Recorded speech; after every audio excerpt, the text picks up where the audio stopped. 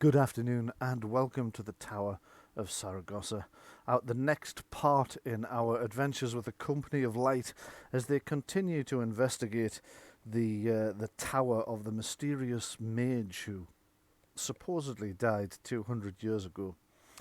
Having travelled all over the country following the trail of the mysterious mage after discovering his tomb, they've pieced together enough puzzles to find the tower itself, but on arrival discovered that far from the derelict tower of a 200-year-old dead mage they expected, what they found instead was a tower that still has a working community.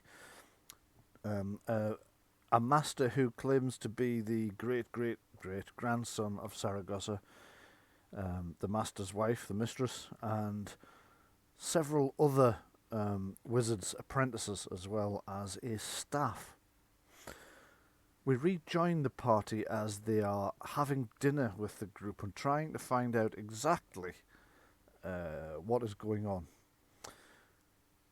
We'll be playing the Fantasy Age system by Green Ronin Publishing, which you can buy from their website, greenronin.com. We'll be playing the Tower of Saragosa, written by myself. All maps created by Campaign Cartographer 3, or created by me with Campaign Cartographer 3 by Pro Fantasy Software, which you can find at Pro Fantasy Software's website, or simply Google Campaign Cartographer 3. The music you'll be hearing is primarily by Tabletop Audio, although one or two tracks and sound effects might be by the DH9 radio production unit as well, or by incompetech.com. I'll be your Games Master. I'm Bryan F. Irving from DH9 Radio and from Gethsemane Games. And your cast this evening are Sean McGuile as Kellen of Highgate. Evening. Patrick Heaviside as Gorra Clovenhelm. Hello. And Louise Morris as Mog of the Bright Eye Clan. Hello. All other characters will either be played by the cast or by myself as NPCs. And that about leads us into it. So, guys, where we left you last week, you were having dinner with Mistress Inhalion and Master Inhillen in their dining room. So I'm just going to take you over to that. You'll notice that I've updated their... Brian, are you edging away from your microphone because your just gonna say sound is that. getting worse and worse? No, I'm not edging away from my microphone. Sorry, I did that one deliberately. That was deliberate. No, I wasn't edging away from it, but I did turn my head, so Okay. I'll just adjust the seating of my headset. Is that any better? Yeah. Excellent. Okay, so you're having dinner, and you'll notice that I have updated the tokens for the various NPCs that are here. So let me just introduce you to them again. Here we have the Master. Hold on, I'll just press the wrong button. That's a brilliant start. Okay, that's not going to work. Yeah, Oh, there it I is. brought my palette to make a charcuterie board of snacks. Yes, indeed. I tell you what I'm actually going to do is I'm going to show you the public sections of their character sheets, because that way you can get a look at them head on instead of from the top down, and it's just a bit easier to see who it is you're dealing with. So, starting with the Mistress Enhalia. This is her. A middle-aged, rather striking woman with sort of darkish, sort of mid-dark brown skin, dressed currently in quite light colours. She's not actually carrying that staff with her for dinner, obviously. Bedecked with... It's a very large fork. It's a very large fork, yes.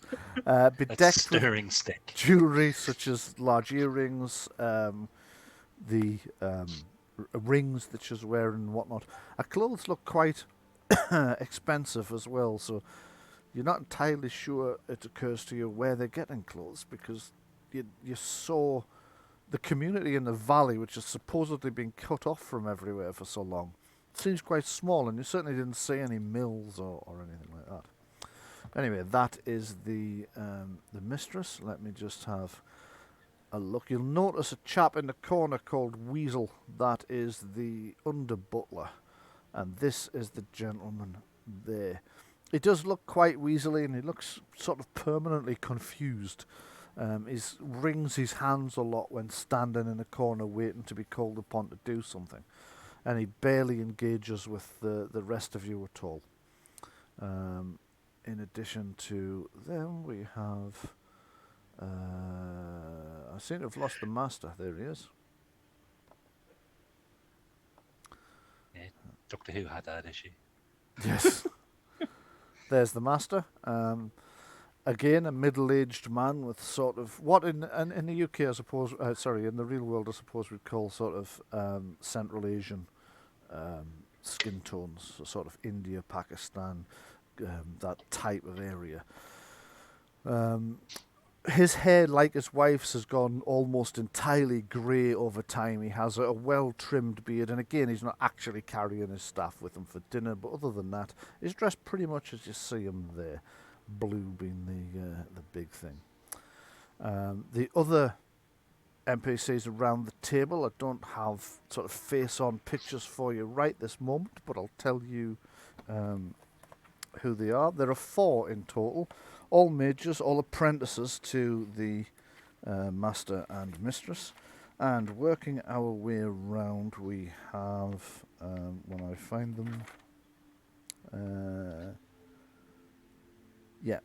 so we have Saria here, who looks, if you've ever seen Game of Thrones, if you know who the Waif is, kind of looks like the Waif from Game of Thrones, with one very striking difference, and that's that our eyes are red, by which I don't mean the bloodshot, I mean the pupils of our eyes are a sort of glistening ruby red colour. It's completely unnatural, you've never seen the likes of it before, and it's difficult not to stare. Is that just the iris? Yes. It is indeed. Are we familiar with albinoism? You might be, actually, yes. Give me a natural law test.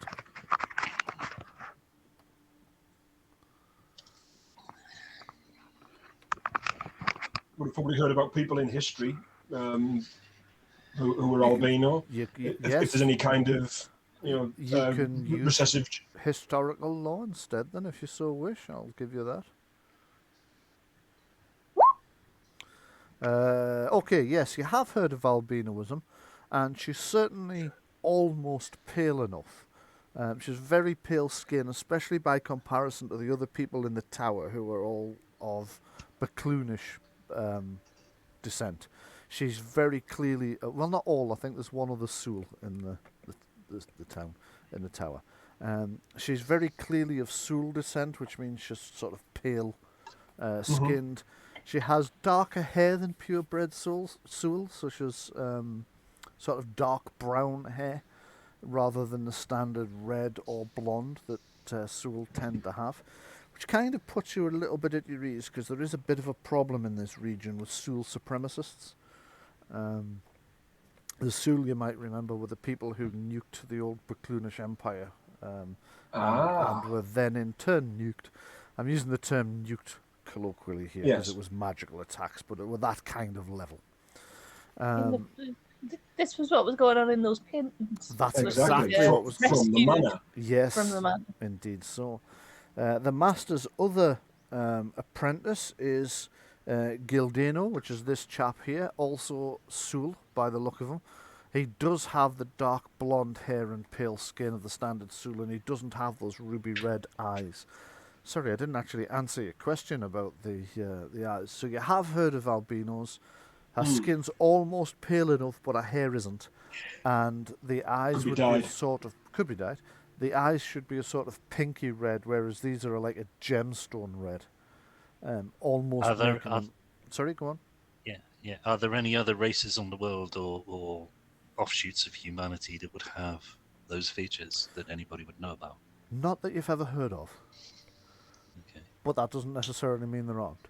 Did any of the Caladan portraits have red eyes? No, absolutely didn't. Right. Give me a natural law roll, though, somebody. Since you have come up with the thing, are there any other of the... Do we have to have the focus to be able to make the roll? No, I'm I've going got to... cultural. Yeah, go on, I'll allow a cultural law roll.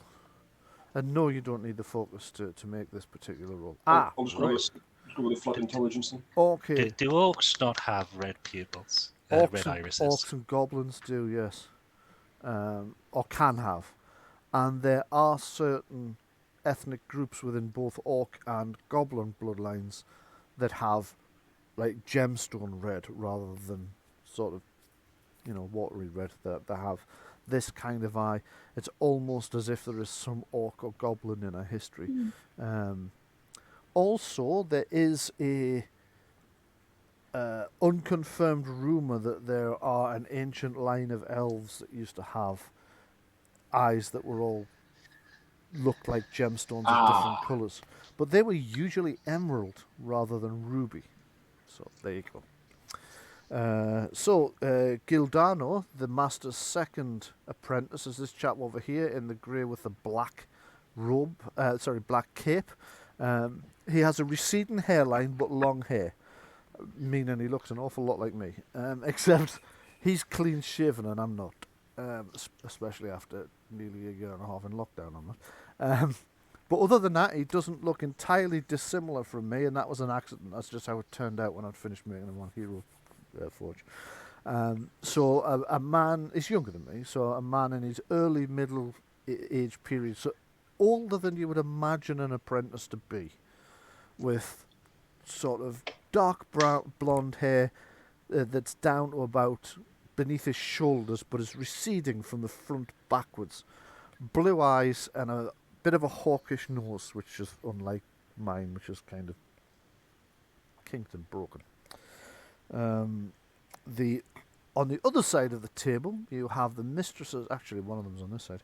Are we supposed to be getting pictures for these people? No, not these ones. No. I did say I didn't have a frontal picture for these ones. Oh, just all yet. right. Didn't catch that bit. Yeah. So this chap Blue.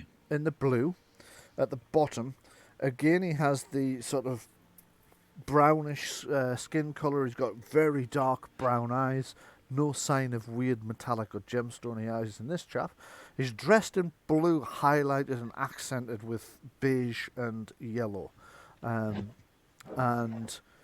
it doesn't seem to be very talkative. He's not really engaging with people a great deal. Again, looks as if he's of Bracloonish descent.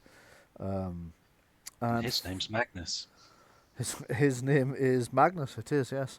And finally, we have Lyra, who is sat by the mistress. Lyra is a woman in her late 20s, you would imagine.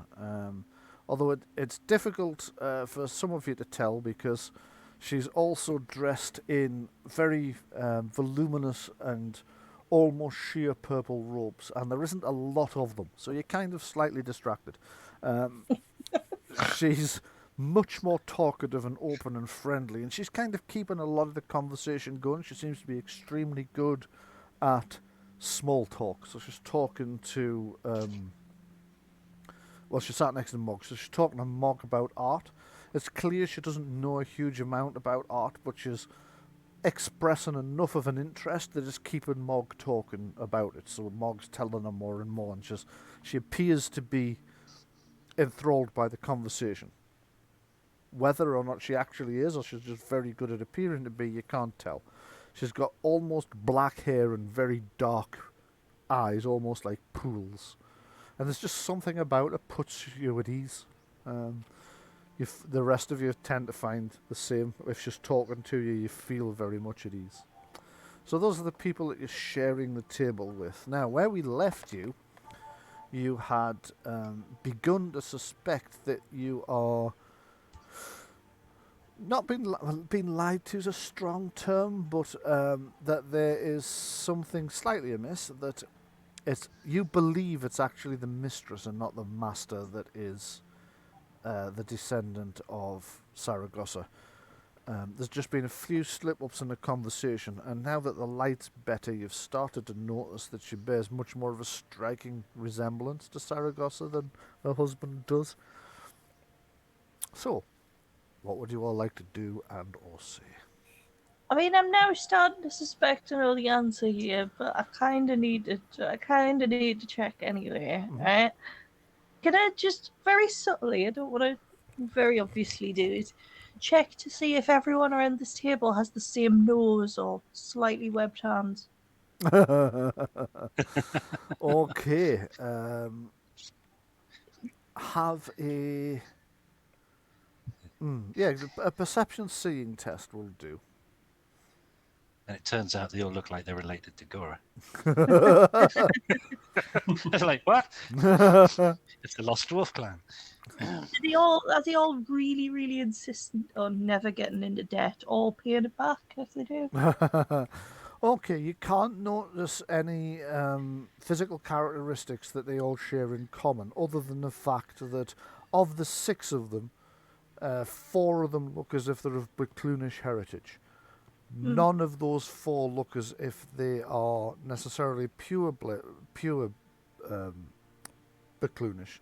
So there's mixing with Sul, you would guess, but it might not be, and 1 or 2 of the other things, which kind of puts you at ease a little bit, because as I said, there's a bit of a problem in the northern areas, primarily with Sul supremacy, but that does kind of create this uncomfortable sort of tension, which So just what- doesn't what- seem what- present here at all. Yeah. In the case of myself and Adrienne, then, what are we of descent-wise? Are we... You're primarily a sort of Sul Bacloonish mix, which is not uncommon in this part. You lean slightly more towards Sul, and Adrienne leans slightly more towards Bacloonish. So it's slightly darker, yeah. Yeah. Okay.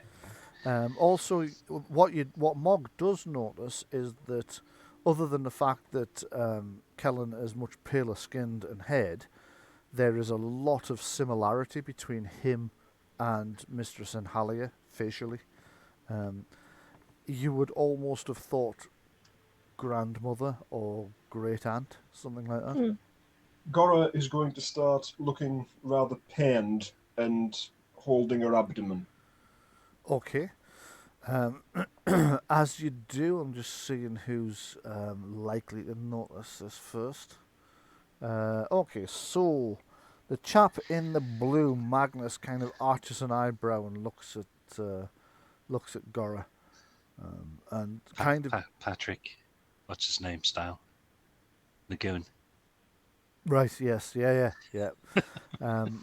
Looking at Gorra, kind of arches an eyebrow slightly. You've got a suspicion he has a suspicion that you're putting it on. However, it's not long before Ruby Eyes, Lyra there. Bearing in mind, I recently had Granny M's cheese. That was days ago. Oh, for crying out loud, everybody! Right, I've at the very least, I've got recent experience in abdominal distress. Yes, so you should be able to. I'm Fake also a reasonably skilled orator, so you know, I could roll for deception if you want, but I'm going to excuse myself to the privy. Right, okay. Lyra notices that you're in distress and says, Gorra, was it? Are you unwell? Yes, please do excuse me. I'm going to head out. Of course. The mistress kind of looks over when she hears the conversations. I'm terribly sorry to hear that. Weasel, would you be so kind as to escort our guest to where she might encounter a bedpan? Yes, mistress. Follow me. You notice his voice is very similar to the main butler's, Dice, but not quite as crackly. Out of character, Yes, just to clue everybody in, looks like I'm Sean's leaving having... the Sorry, go ahead. I'm leaving the group to give opportunity to the lady of the house to follow me out to challenge me on what the message is from Lefwyn. Ah, right, okay, yes. Yeah. Okay, so you leave the room behind Weasel, who's kind of heading, So, yeah, who's kind of heading off west, and just kind of assumes that you're following. You notice in this long gallery there's a flight of stairs going down. There's portraits right the way along this gallery that you didn't see in the lower gallery. There's also a door there, archways there, a door at the far end. Weasel seems to be paying no attention to you. He's just heading off along, you think, towards this door, certainly towards that end of the gallery, without bothering to check that you're following. You notice a maid here kind of brushing the stonework, kind of looks up at you. Oh, we have guests. Right, what would you like to do? Yeah, I'm going to get myself away, sort of privately, and stay there for a bit, in the hope that she comes out. Right, okay, so whereabouts exactly are you going to be? Where did you say? Where's my token for a start? Is this me? Yeah. Changed again, right? And which room have I been indicated towards? Sorry, I'm just going to check that because I'm not aware that it's changed since last time. Nope, same one as last week. Oh, right. Okay, so he hasn't actually indicated a room. He's just kind of heading off in the direction of the far end of the hallway. Then I'm following him. Okay, you keep following him, and he really doesn't pay any attention to your existence at all. Beyond he's leading you to where he's been told to take you, which was somewhere where you could find. You notice the said bedpan, so indoor plumbing seems to be a luxury that they haven't mastered out here yet. I'm just going to. While I'm following him, I'm going to observe him with a healer's eye, and I am a rather accomplished healer at this point. You are, yep. With the sort of, I think the master level talent in surgery. Yes, that's right. So, with both that and my arcane insight, I'm going to be looking at him to see if he actually is alive, if he is all that he presents himself to be. Yes, okay. Give me a perception. Interesting. Perception, seeing, or intelligence healing roll. Which do you think? Let's go with intelligence healing. As you say, you're a master healer now. Yeah. Oh, well, 666. 666, yes. So there's a point in the. Yeah, we're not playing that game. Oh no, we are include. We did say we were going to include that optional rule. Complications. Okay, so he's definitely breathing. You notice he limps very slightly, and it starts to make you think: is there anybody who's physically fit that works for these guys? Because the butler has a slight stoop and walks not with a limp, but with the impediment of a man of advanced years and slightly worn hips. As this guy walks with a slight limp caused by a club foot. You notice that he's one of his eyes is slightly higher than the other, as well. Any visible stitching marks? There does he look constructed? A lot of scars around his face and neck. You can't tell whether they're stitching marks or whether he's been in some kind of severe accident at some point. But yeah, one or the other. Fell through a plate glass window. Yes. Could you give me a perception test as well, please, while we're about it? Certainly. I have empathy. Is that any good, or is it just seeing? It's seeing I'm going to need for this, because it's actually something slightly different. I'm setting the target number quite high, because you're concentrating on him. However, you have just scraped a pass as you're heading along, you're suddenly out of the corner of your eye. One of the portraits catches your attention because you recognise the face in it. Yes. And as you turn, you realise it's a portrait of Saragosa. Ah. Only as a much older man than the last portrait you saw of him. Fantastic. So Okay. the first portrait you saw of him was when he was in his 20s. Mm-hmm. This one is of a man in his 40s, you would say. Mm-hmm. There's also a family portrait that shows Saragosa, his wife, and a son. You assume a son. Excellent. A male Yes. youth, anyway. Yeah. Okay. And what's he wearing in these? Is it the same kind of robes? Does he have any kind of pendant around his neck? He's wearing an amulet identical to the one you took out of the first tomb. Yes. Excellent. And he's wearing red and blue robes with gold trimming. Okay. Anything in the background of those pictures, i.e. bookcases? Yes, there are bookcases in the background. Are the spell books illustrated on those bookcases? In the slight time you're going to have if you're walking past with Weasel, you wouldn't have time to check that closely. I think I'm going to stop. You're going to stop and have a look? Yeah. You stop and have a look. Weasel doesn't notice. He gets all the way over here. Right. I'll try and keep him in sight if I can. Yeah. Well, Quick question. Yeah, go ahead. I don't know if this has occurred to you, but looking at the portraits, Saragosa's obviously Saragosa, but the other two people within it, his wife and His son. Well, he assumed son. Right? Yes. At this point, I'm not going to go down that path, make that assumption. Physically, are they of whatever you call it? I can't pronounce whatever. Is it Sul or the other one? Baclunish. Yeah. Baclunish. His wife is quite obviously Baclunish. Right. And does she look like the mistress? No. any way, Sorry, shape, or yes, form, or yes, she son? will do. Yeah, she will do. But none of them look like the master. That is correct. Yeah. Okay, sorry, it's just that kind of, I'm not there, but I would assume you were doing that. Yeah. Mm. I'm going to allow that. I'm not going to call that metagaming because it is the sort of thing that would cross Gorra's mind, I think. So yeah, the mistress looks.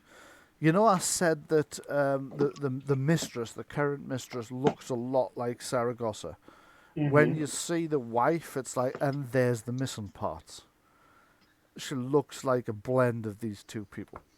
i.e. a descendant. A descendant, yeah. There's absolutely no doubt in your mind now that it's the mistress that's the descendant and not the master. Okay. You notice that Saragosa's wife was also very striking looking as well. Mm-hmm. Taking a look at the paintings, are they completely flat, or is any area kind of recessed or protruding? Looking at the amulet in particular, is the centre of it a button? So you're taking a close look to try and tell if the centre of this is a button or if any of the bits of the portrait are interactive, shall we say? Yes. They aren't as such, but one thing that you do notice is there is what you would first take to be a fleck of paint, a fairly large fleck of paint, peeling off from the switch. The what do you call it? The frame. Sorry, my mind went blank there. I couldn't think what the frame was called. It could be a switch. It seems a little bit sort of ephemeral. It's very thin. Would you like to attempt to interact with it? Yes. Okay. Touching it, you discover it's a piece of paper. At this point, you hear Weasel, Madam, the guest rooms are this way if you still require the... Thank you very much. I just got distracted. Of course. I'll continue to follow him. Okay. Is that piece of paper is sticking out of the picture? Yeah, just very slightly. Right. Is he watching me? No, as soon as you say, thank you, lead on, he turns around. It gives you just enough time to swipe it if you want to. Yes. Hang on. Am I being followed on the right hand side? Is it, That's the is that, is maid. that, That's the maid that I described earlier. Yes. is she watching me? Not really. She's kind of busily getting back on with sweeping. I'll move her so it looks like she's actually doing some work. Okay. She's busily Swipe, sweeping. swipe. Swipe? Yep. Okay. Are you going to try and do it so that even if they are surreptitiously watching, they're not going to catch you? In which case, I'll need a dexterity sleight of hand test. Or, I shall give that a try. Yes. okay, or the Gardamin. The dexterity the Gardamin will do just as well. Or just dexterity if you don't have either of those focuses. Looking at right. Okay. Gorra is intelligence 4. Yes. She's got a person on either side. Yep. This is a work of art. Which is Mog's domain. Yeah. And this is a pickpocketing Lagarde issue, which is Also the Adrienne. Oh, Adrienne. Adrienne or Mog. Yeah. As the team player and member of the group that Gorra is like, this isn't my job. Okay. Yeah. So you're gonna kind of make I've him. spotted the thing. Mm-hmm. I've spotted the thing. I'm going to go and feed this back. There is Okay. no sense in me risking this now. Yeah.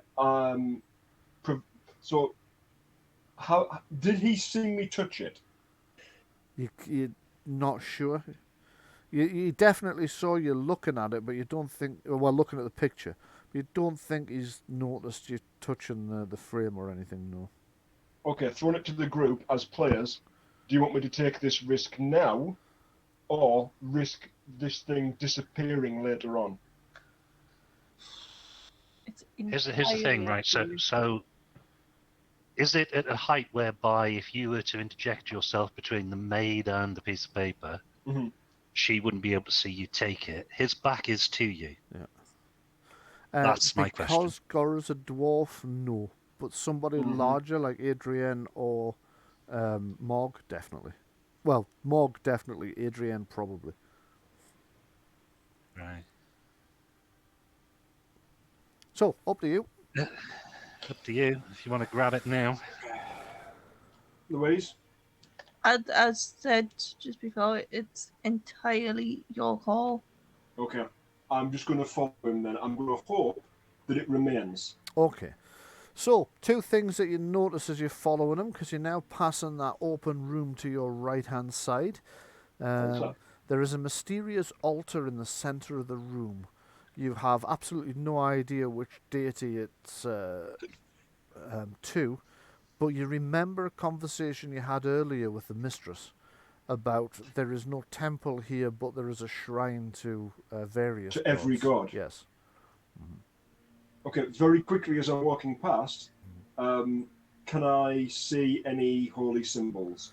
Or any unholy symbols? Yes, you can see a collection of them on the walls, different holy symbols. Ah, At a glance, you spot Palos, because your eye would be drawn to that one. You Definitely. see St. Cuthbert's for the same reason, and you see a handful of others as well. Most of them are gods known to this region, primarily worshipped by people of Sul or Baclunish background, which kind of fits in yeah. with everything you're seeing. Is that a torch that isn't lit? Isn't lit, yes it is. Okay. That's interesting. Okay. Light it, and the Zelda you found a secret music player. Okay, you follow Weasel You got in. time to play the ocarina? Yeah. You follow Weasel in through this door, and what you find there is fascinating. It's a stone floor like the one behind and all the other Yes. rooms you've been in. There's a plain wooden table with multiple chairs around it. What's fascinating isn't any of that, it's what's on that table. What's on that table is a black board of some description with letters engraved or painted, actually painted on it. There's Is a Ouija board? yes, it's a Ouija board. There's a planchette nearby as well. Yep. Thing is, would my character know what a Ouija board was? Make an Are occult you sure it's not a Luigi board? make an occult knowledge roll, and we will see. I'm just going to Oh, take you oh. over so you can see it. Oh, oh wow, that's so cool. Yeah. So that's what you're seeing. Sorry, I said it was black. I'm wrong. It's not black. It's okay. In fact, the letters are painted directly onto the table. They're actually engraved on the table and then painted. You also notice that around the table this is all gold leaf. This is real gold leaf around the table decorating it. I definitely know that being a dwarf. You would definitely know that being a dwarf. Yeah. Right, if you're telling me that it's black, then mind's eye theatre. I can it's Sorry, black. my mistake. It's not black. It's not black. It's not okay. I was thinking of the one in the video I used to learn how to do this. Yeah. Oh right. I wonder So cool. if this So explains some of the weird vagueness of the language she was using last week. Because last week when we were asked, when you brought up Saragosa, she said some of her answers were really weird. Mm-hmm. Like, Guys, I can't remember the exact wording, but I'm sure she said something like, well, I think that will be a problem because I think he's dead, or something like that. And I was like, sounds weird. Yes. Yeah. It's like he's difficult to talk to or something like yes, that. that was it. It was something like that. Sorry, guys, I've temporarily popped out. Obviously, you can still hear me because I've just noticed the API scripts are not running. So yeah, the planchette doesn't move. The planchette doesn't move, and it should. And interestingly enough, this is telling me that the API scripts are moving, are working, and yet they're clearly not. Because I couldn't want to give us no message. I couldn't get door knocker to work either. Oh, no. Well, the first and foremost thing is, does my character know what a Ouija board is? Did you pass that arcane law roll? You just started to tell me what test to take, but you didn't get all to the end of it. Did I not? I'm very distractible today. I do apologise. Yes, worries. arcane law test, please. Sean's having sound trouble again there. Is he again? Sounds I'm like... back now. Hey! It's just, it dropped the call. I have to keep redialing, but it goes for about a minute before it drops of silence.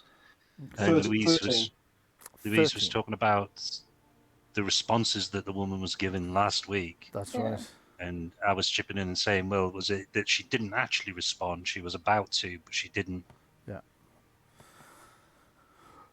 There we go then. It looks like the... Is it working? Yes. Yes. Yes. Dum, dum, dum. Yeah. So I bet if Gorra doesn't know what this is, Adrienne will. At 13, Gorra has heard of something similar to this. In her part of the world, they're called spirit boards, but you're aware that they have other names in other parts of the world. You've never actually seen one. You've heard of them, but they're not really a dwarf sort of a thing. Yeah. So I'm just going to take you back to... So that's what's on that table anyway, Okay. which may be of interest to you at some point. So the entire table is a Ouija board in and of itself? The entire table is a Ouija board in and of itself, yes. Well, at Gorra's height, and bearing in mind I'm still travelling with the... did you say the under-butler? The under-butler, yes. Yeah. I'm travelling with him. I'll just quickly sort of bend forward and try and look under the table to see if there's any kind of workings to the thing. Okay, have a perception seeing test since you'll be doing this fairly quickly. And it's a bit darker under the table, obviously. Dwarf can see in the dark. That's true. Good point. So you don't need the test then. Yeah, no, there's nothing under the table that looks like it's any kind of mechanical workings for this thing at all. Right. Okay. And I can't see the API script under there. You can't see the API script. And I tell you what, since Weasel's just failed to unlock this door, I've got a nasty feeling that the API script's just fucking turned off again. It'll be they'll hang a curtain around the table. There'll be a guy underneath with a magnet. Mm-hmm. Yeah. Unconscious muscle movement.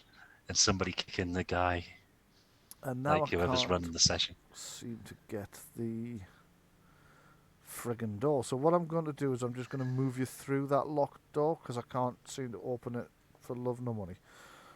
So there you go. You're into this long corridor. You notice that the floors have changed to wood. And the weasel says... so he says that through this door there is one of the master bedrooms. There is a washroom beyond that in which you will find a earth closet. Thank you very much. Now then, let's see if we can get this fucking door to open. Just while you're Hold trying on. to... Did he just say he'd taken you to one of the master bedrooms? Yes, he did. He did. Yeah. So it's only That the seems locked a doors. little bit odd, right? You'd think he'd take you to a guest suite. Nobody wants the guests pooping in the master bedroom if they haven't got proper plumbing, I'd have thought. Oh, I'm going to be checking this for similarities to Saragosa's room in the manor. It is vaguely similar, but there's no way this is the master or the mistress's bedroom because enough. there are no personal items here at all. There is a wardrobe, which at a quick glance is empty. There are two chairs, a rug, very nice rug, and a bed, as well as this door over here. But there are no personal items. Although he called it a master bedroom, it looks to you like a guest room. The master bedroom of the guest wing, or the guest suite. Correct, yes. Yeah. Oh, I'm going to be checking everywhere. I've no fear. Because Bryan did say that key phrase there, a very nice rug. And you know that the answers to everything lie in rugs. Okay, well... I think it's because it's one of the main things we can see with the top-down perspective. Yeah, exactly. The rug looks like a very good example of a Ket rug. Ket being one of the kingdoms to the north. I say kingdoms, it's actually a sheikdom. And they are renowned for making these beautiful, intricate rugs. This looks like quite a good example of it. What kind of rug's that? Oh, it's Ket. That doesn't look that bad. It's very good for tranquilizing horses. I was just thinking. You can smell the twilight campfires from here. Well, the thing about Ket rugs is like, when I for a long time in World of Greyhawk, I've noticed the sheikdom of Ket because in the northeast of England, Ket is a slang term for sweets. But also in the UK in general, Ket is a slang term for the narcotic ketamine. Well, no, the thing is, Ket became a slang term for sweets because it was previously a slang term for rubbish. Oh, I didn't know I just that. assumed it was off the back of ketamine. Yeah, to say that something is Ket is to say that it's of very poor quality. So sweets are bad for you, they're a poor quality food. Hence the Ket. They became Ket, yeah. This has been your etymology for the day. It has indeed. See, I thought I was good with this kind of northeastern etymology, and I had no idea about it. In the same way that the I think it's a Geordie term originally, that a mog, which is now considered to be a cat, a moggy, mogs were originally mice. Yes. So cats chase mice, and therefore the name shifted over. Also, interestingly, either cat or dog, I just forget which, but the Latin term for it actually means the other species. So it's either like the Latin term for cat actually translates more correctly as dog, or the other way around. I just forget which. There's a QI on it. Yeah. A QI episode where they talk about it in more detail. I just can't remember the details. It's slipping from me as I think, but never mind. So, you're checking out this room for anything untoward before you go finding well, you're not necessarily actually going to need the bathroom, are you? No. I'm going... You might as well while you're there, you know what I mean? Yes. I'm going to convenient. Cut back to everybody else. So what are the rest of you all doing? Any questions you have for the master or the mistress or the apprentices or anything you would like to do? Or... I'm just gonna sort of make small talk, but occasionally be like, so it's quite cut off here, and things like that, and see if I can get out of them anything a bit more about the valley, but not be like horribly heavy-handed about it. You know what I mean? I know what you mean. Yeah. Okay, so you're sat right next to The talker. The lady in the talker. see-through dress. The lady in the Lyra? almost see-through dress. I'm just going to check whether that's Lyra. No, Lyra is the waif-looking one. So this is Saria. Sorry. Saria. So yes, it is quite cut off in this part of the mountains.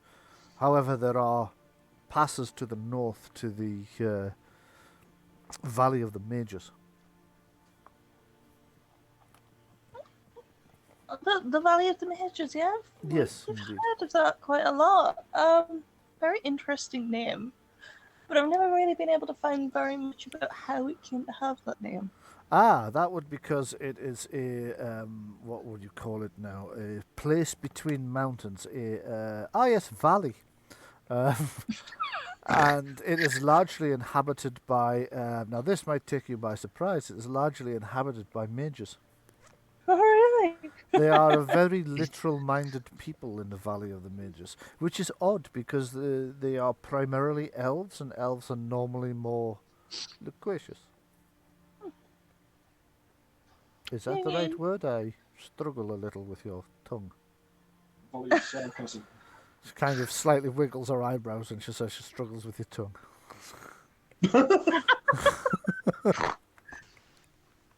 Okay.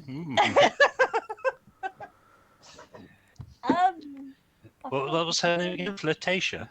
Flirtation. That is Saria. Yeah, Interestingly, no. we'd mentioned Legend of Zelda earlier. Saria is one of the names of the sages. Is it really? Aye. Does she know Yes. her onions? Yeah, I've Does she had know the her onions? lullaby going through my head But- ever since you said it. But what are the names of the onions, though? Yes, I've already cracked the onions joke. Nobody You can't laughed crack when I onions, did you it can either. crack eggs. Crack eggs, yeah. If you freeze an onion first, you could crack it. You could, yes. So, yes, the master also... Actually, no, it'd be the mistress would be most likely. So, in Halia, also says... Hold on, I'm just thinking this through, because she's more eloquent than I appear to be this morning. I say this morning, it's afternoon. It feels like morning. I was very late last night. Yes, so in Halia, the mistress says, you mentioned earlier that, or your friend mentioned earlier that, I don't know why she's suddenly developed an accent she hasn't got. Sorry. I'm doing Saria's accent there. So, you mentioned earlier that, or at least your friend mentioned earlier, that you'd come here to try and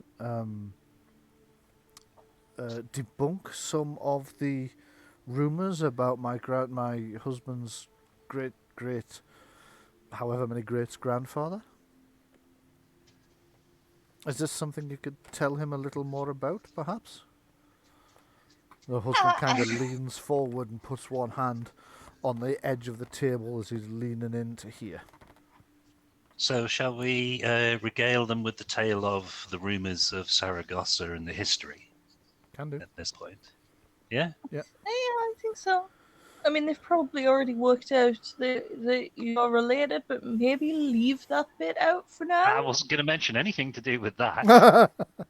All right. That's not on the not on the table as such, and we'll be very coy about that one.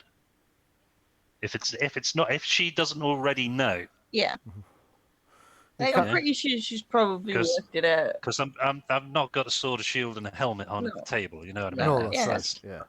That'll be to one side at the back or wherever. It's the elephant in the room at this point. It is kind of, yeah. You can both recognise each other as having certain family facial traits that are similar, but it is an elephant in the room, and neither of you's mentioned the other one. You don't half look a bit like me. My mum used to look exactly like you. It's funny you should say that because my niece, my nephew. Let's break out the family album. It's all the Oh, portraits. we've suddenly turned into like an awkward 90s soap in that someone's accidentally married their cousin or something. Okay, so which parts of the story are you leaving out? What are you stressing? What are you? You don't need to tell Right, us well, word for word, but you can.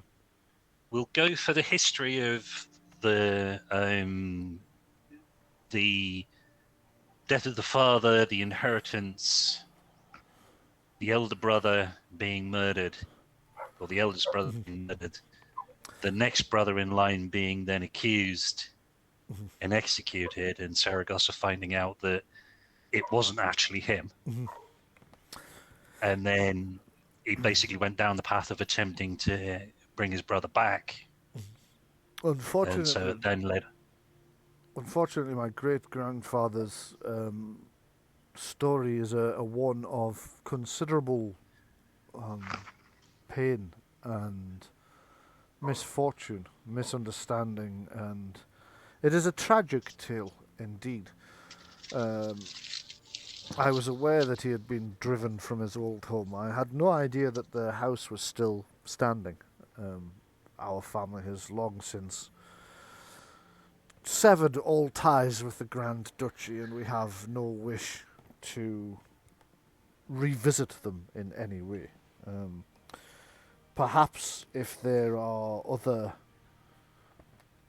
descendants of one of the related lines, they could take on the house and restore it to its former grandeur, or if not, perhaps we could send agents south to sell it to someone. We have no interest in returning to that land at all. We have made a life here for generations, which is suitable for us, but we are aware of the dark path that my great-grandfather foolishly tread, and the terrible horrors that became of everything he touched thereafter.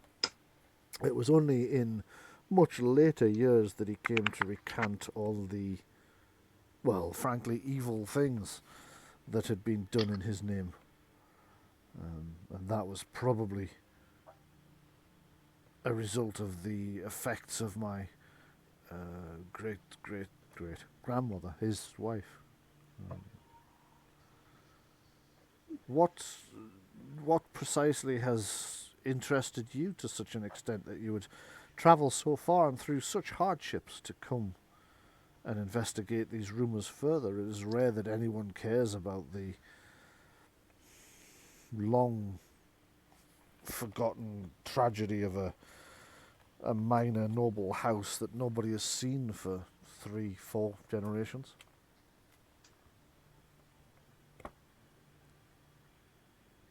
Oh, you wanted first to actually go down the path of actually answering that, right? Yeah. Okay. Yeah.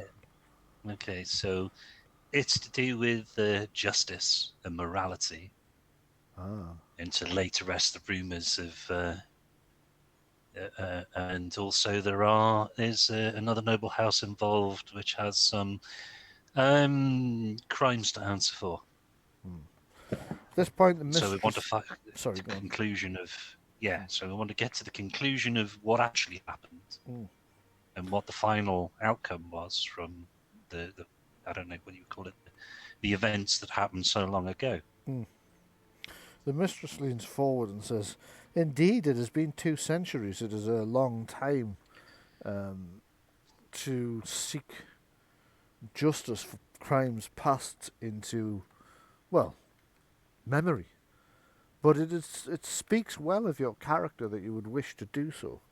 Perhaps my husband and I could allow you to use our library to see if that would further your research. I believe there are several books within it that were written by his antecedent. They might shed some light on what you wish to know, you might be able to piece more of the story together. Certainly we will give you any help you can.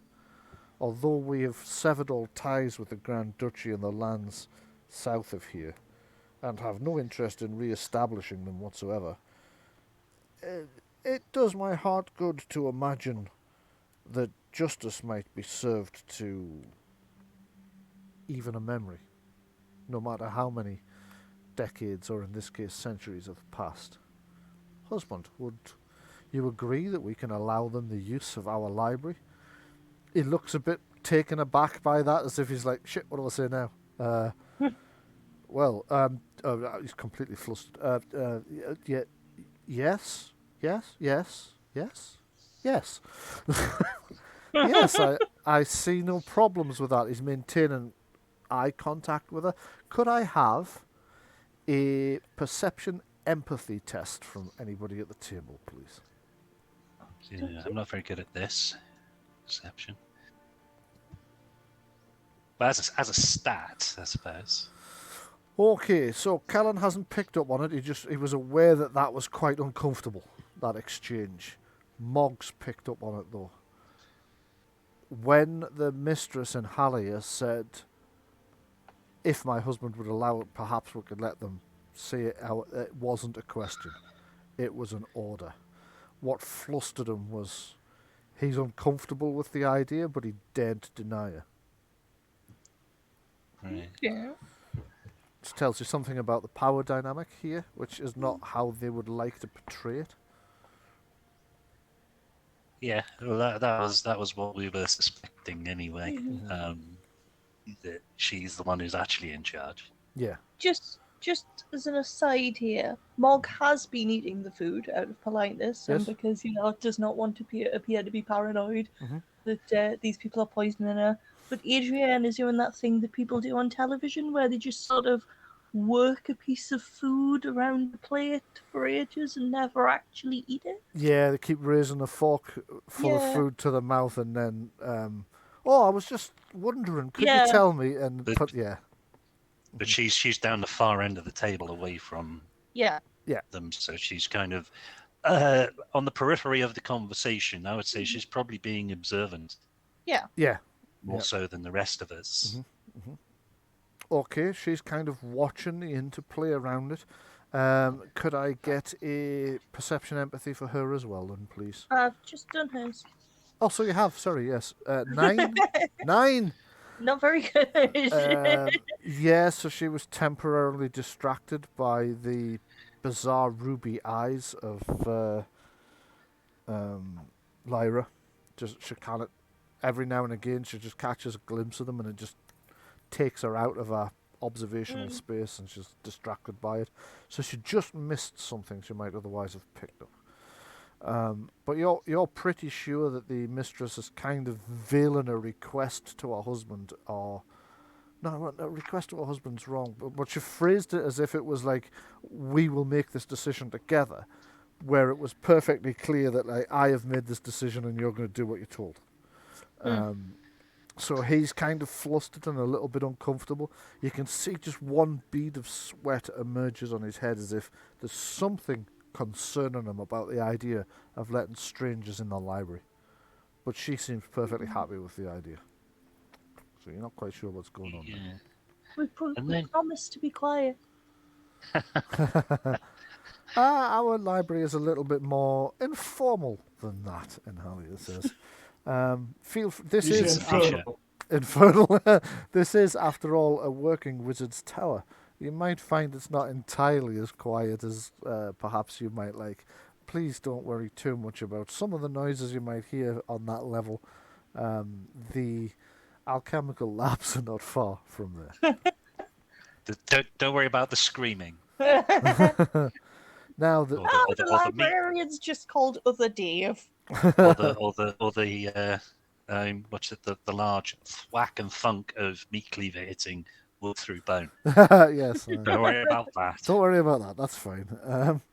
The master says, well, perhaps if we are allowing them access to the library, perhaps they could visit my great ancestors' workshops as well.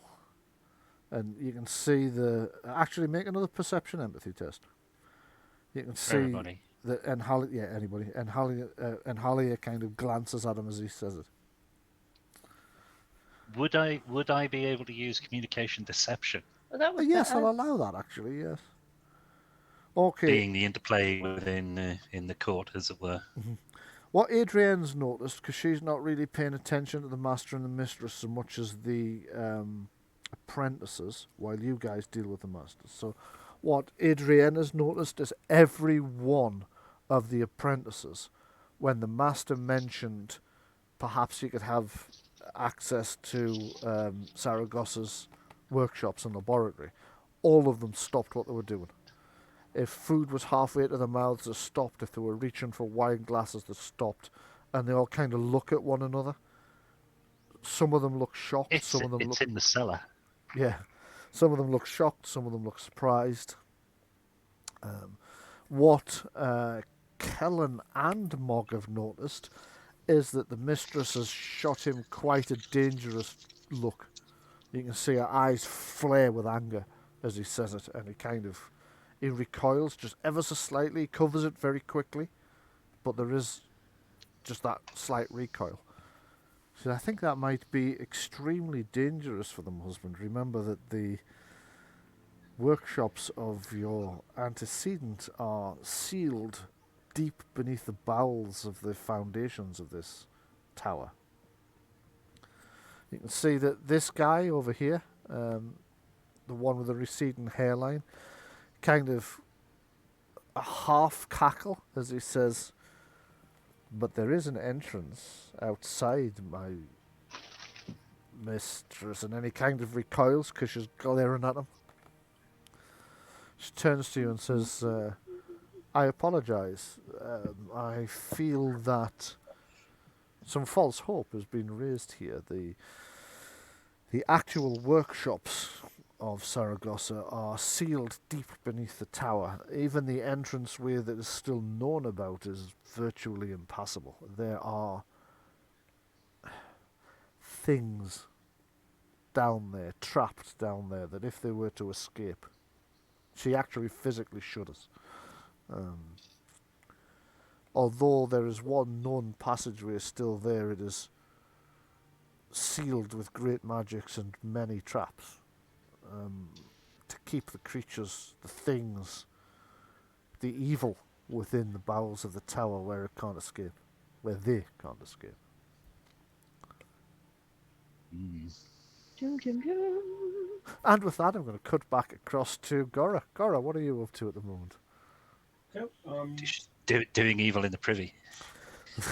I'm going to be having a fairly in-depth look around this room. Oh God, that's a relief. That's what Gorra said. It's just Sean mentioned the privy and you went, "I'm going to be having a fairly in-depth." I don't need that much detail. Oh, look around. Right, okay, thank God, yes. Okay, sorry to bring down the So I'm investigating this room. Stop pretending you're above this. Okay. Okay, you're investigating that room. I seem to have misplaced my thing. What I need, the write-up of this room. Okay, you can give me a search test while I make one myself for the entry I need to find. I'm gonna have to reopen it, I think. Master handout. Is it under perception? Perception searching, yes. And I'm doing my eyes closed, apparently. you broke up a little bit there. You're doing what, sorry? I'm doing so with my eyes closed, apparently. I've only rolled them yet. You have, yes. There's a big thing over there with kind of a soft, bouncy thing on the top of it and some sheets of some description that you think might be a bed, but it's difficult to tell. Yeah, you really can't find anything untoward, anything... I mean, at first you're suspicious of all these torch brackets with unlit torches, and you spend quite a while kind of fiddling with them to see if any of them opens a secret door, and then you suddenly realise, why would they be lit in an empty room? Yeah. That hasn't been prepared for anyone. It's the unlit one in the chapel that's concerned me. Because all the others are lit, and that does That's right. stand out a little bit, doesn't it? Yeah. Okay, so I'm going to give that up as a bad job, or possibly jobby, and come out. See, I told you you weren't above it. I hope you're satisfied. Okay, so I'm just going to pop this out as well, so it's not in the way of the viewers. Yeah, you head back out where you can see Weasel's kind of standing over in this corner, kind of kicking his heels a bit, just kind of bored. As soon as he sees you come out, he sort of stands to attention and says, "Follow me." Thank you very much. I'm going to say topographically how that unlit torch relates to the symbol for either Palo or St. Cuthbert. Whoops, it is. I just kind of warped that. Whoa! So Weasel suddenly expanded in size quite significantly for no apparent reason. He's now called Stort. Stort, yes. Okay, so as you head back out, you have a look and see if you can... I've not taken the area out far enough, so we'll just go through this next. Has the planchette moved? The planchette has not moved. No, it's still... it's still exactly... let me just have a look. Still over the S. For Saragosa. Hold on a second, I'm just going to drag you over there. As you pay attention to it, it will start to do something, I think.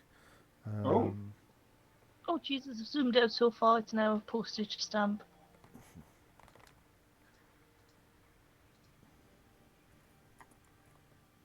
It jumps up in the middle of the table and starts to spin around. Is it all just a dream? We'll never know. Right, are you on the Ouija board? I'm on the Ouija board, yes.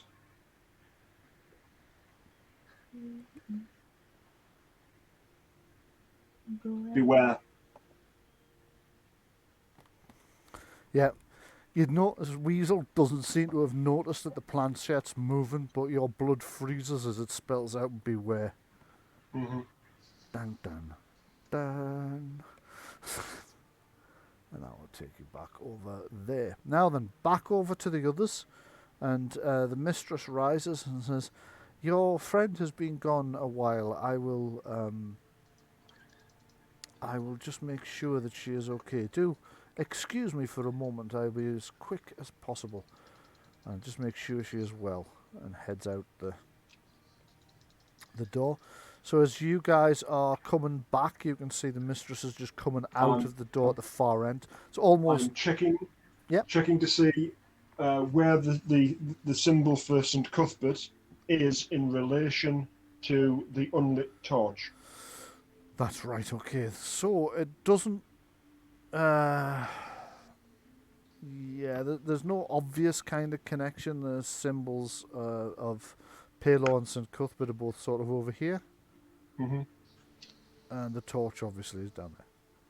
Okay, what symbol is next to the unlit torch? You don't recognise it.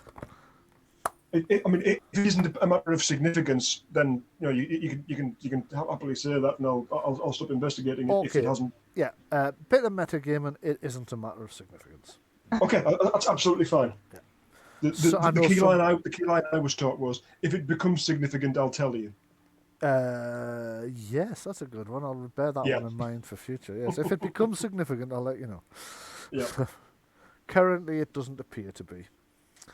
So you can see the mistress is walking back towards... I see our guest. Are you feeling better now, my dear? Greatly refreshed, and thank you. I'm terribly sorry that... nothing to do with our cooking, I hope.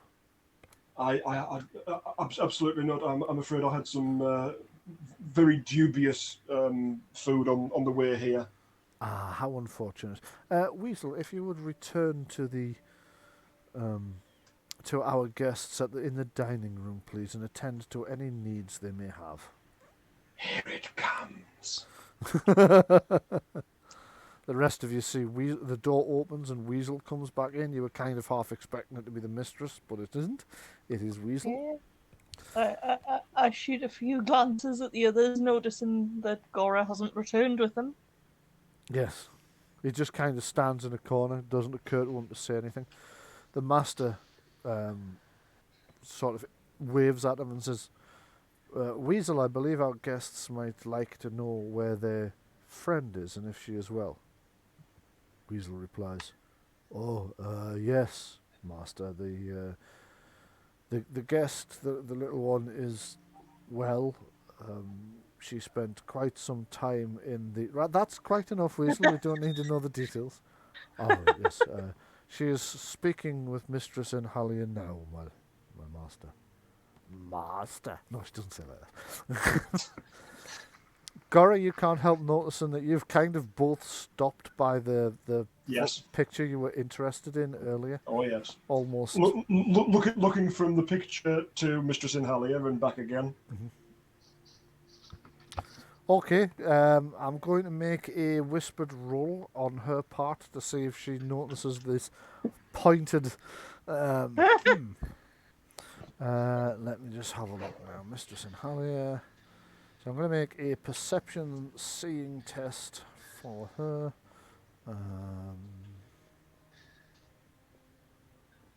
Okay. I see you're interested in the portrait of Saragosa's family. Absolutely, yes. I'm interested in everything to do with Saragosa. Indeed, so I noticed. I would be interested to know what interests you so much in my husband's family. Just kind of slight crease of her lips at the corners, as if she knows you know, and you know she knows you know, and she knows that you know she knows you know. Do you know that? There are known unknowns. There are things that we know that we don't know. Upon leaving my home, the very first place that I was drawn to, that I heard of, that I ventured to, was the tomb of your husband's forebear. And it was... Eyebrow kind of arches as you say that about the tomb, but she doesn't interrupt you. Go ahead. And it was there that I was led to the light of Palor and my calling as a cleric. Yeah.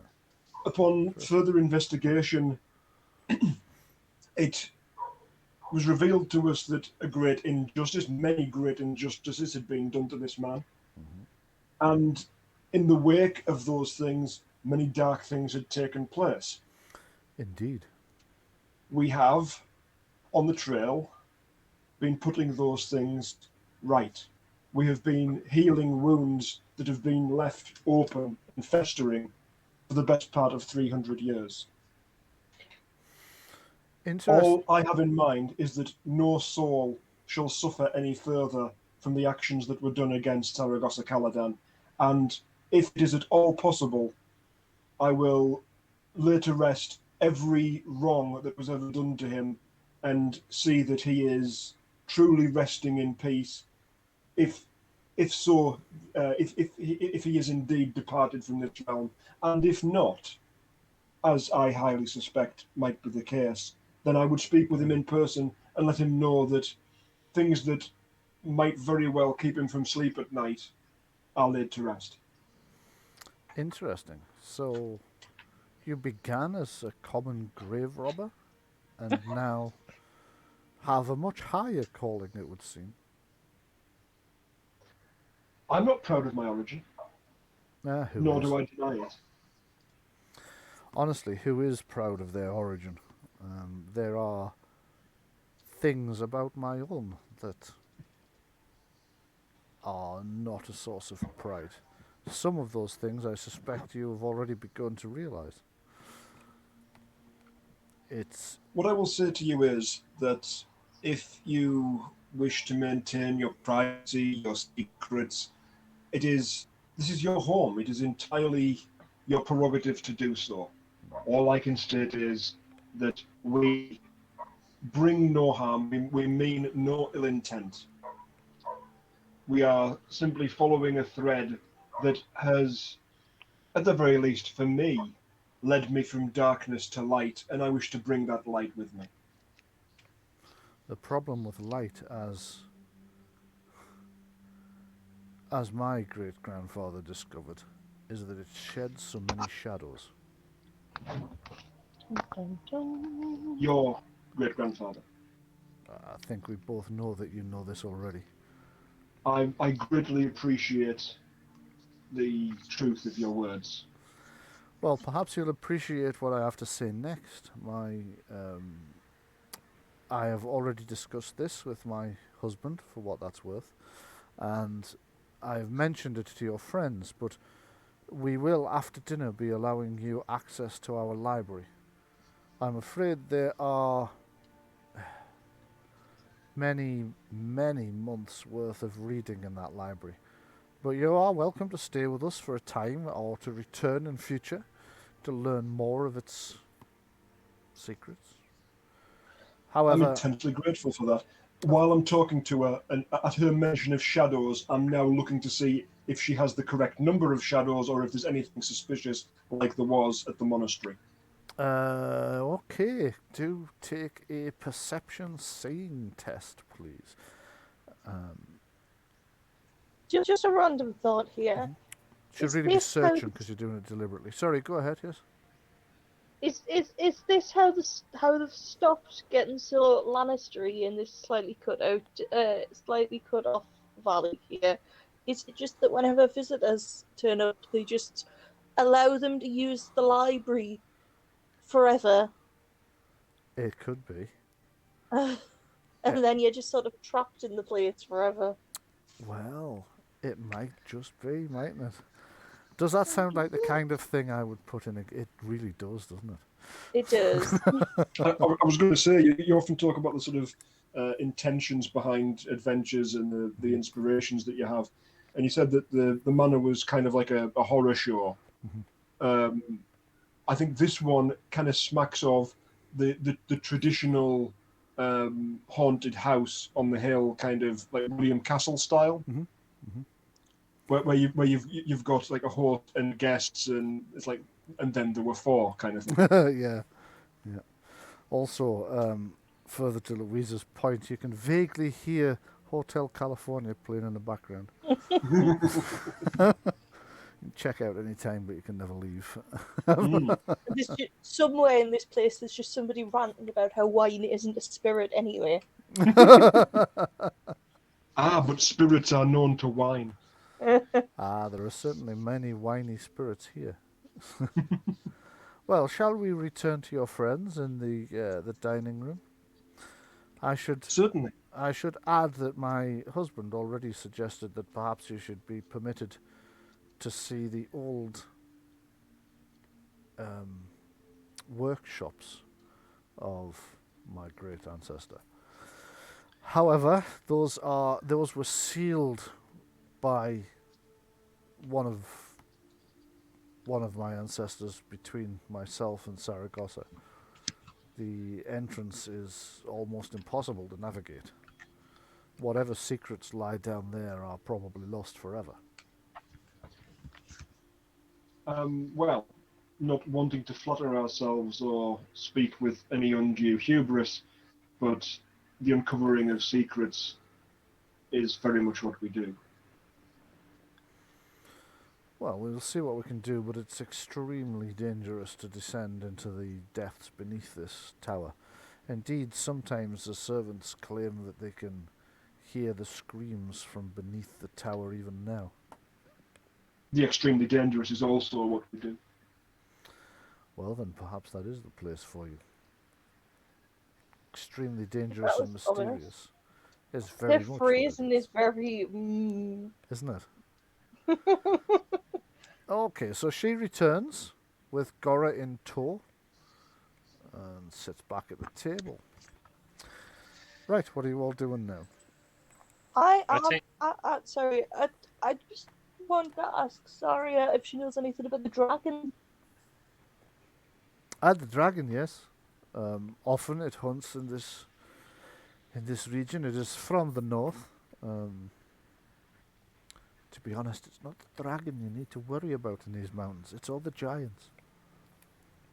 Oh, interesting. I never saw any giants. Heard of some gnolls, though. You're very, very fortunate. The giants are much more likely to attack than the dragon. Unless the dragon mistakes you for, what's the word in your tongue? Lunch. Eat your greens. You're just amazed that there's something out there that might have mistaken you for edible and didn't actually try, because everything else has. What this tells us, all this tells us is there's a much larger group of orcs somewhere nearby. Could be, yeah. Good point. Why just one orc when there's a whole tribe over there? Okay, so is there anything else you want to do during dinner?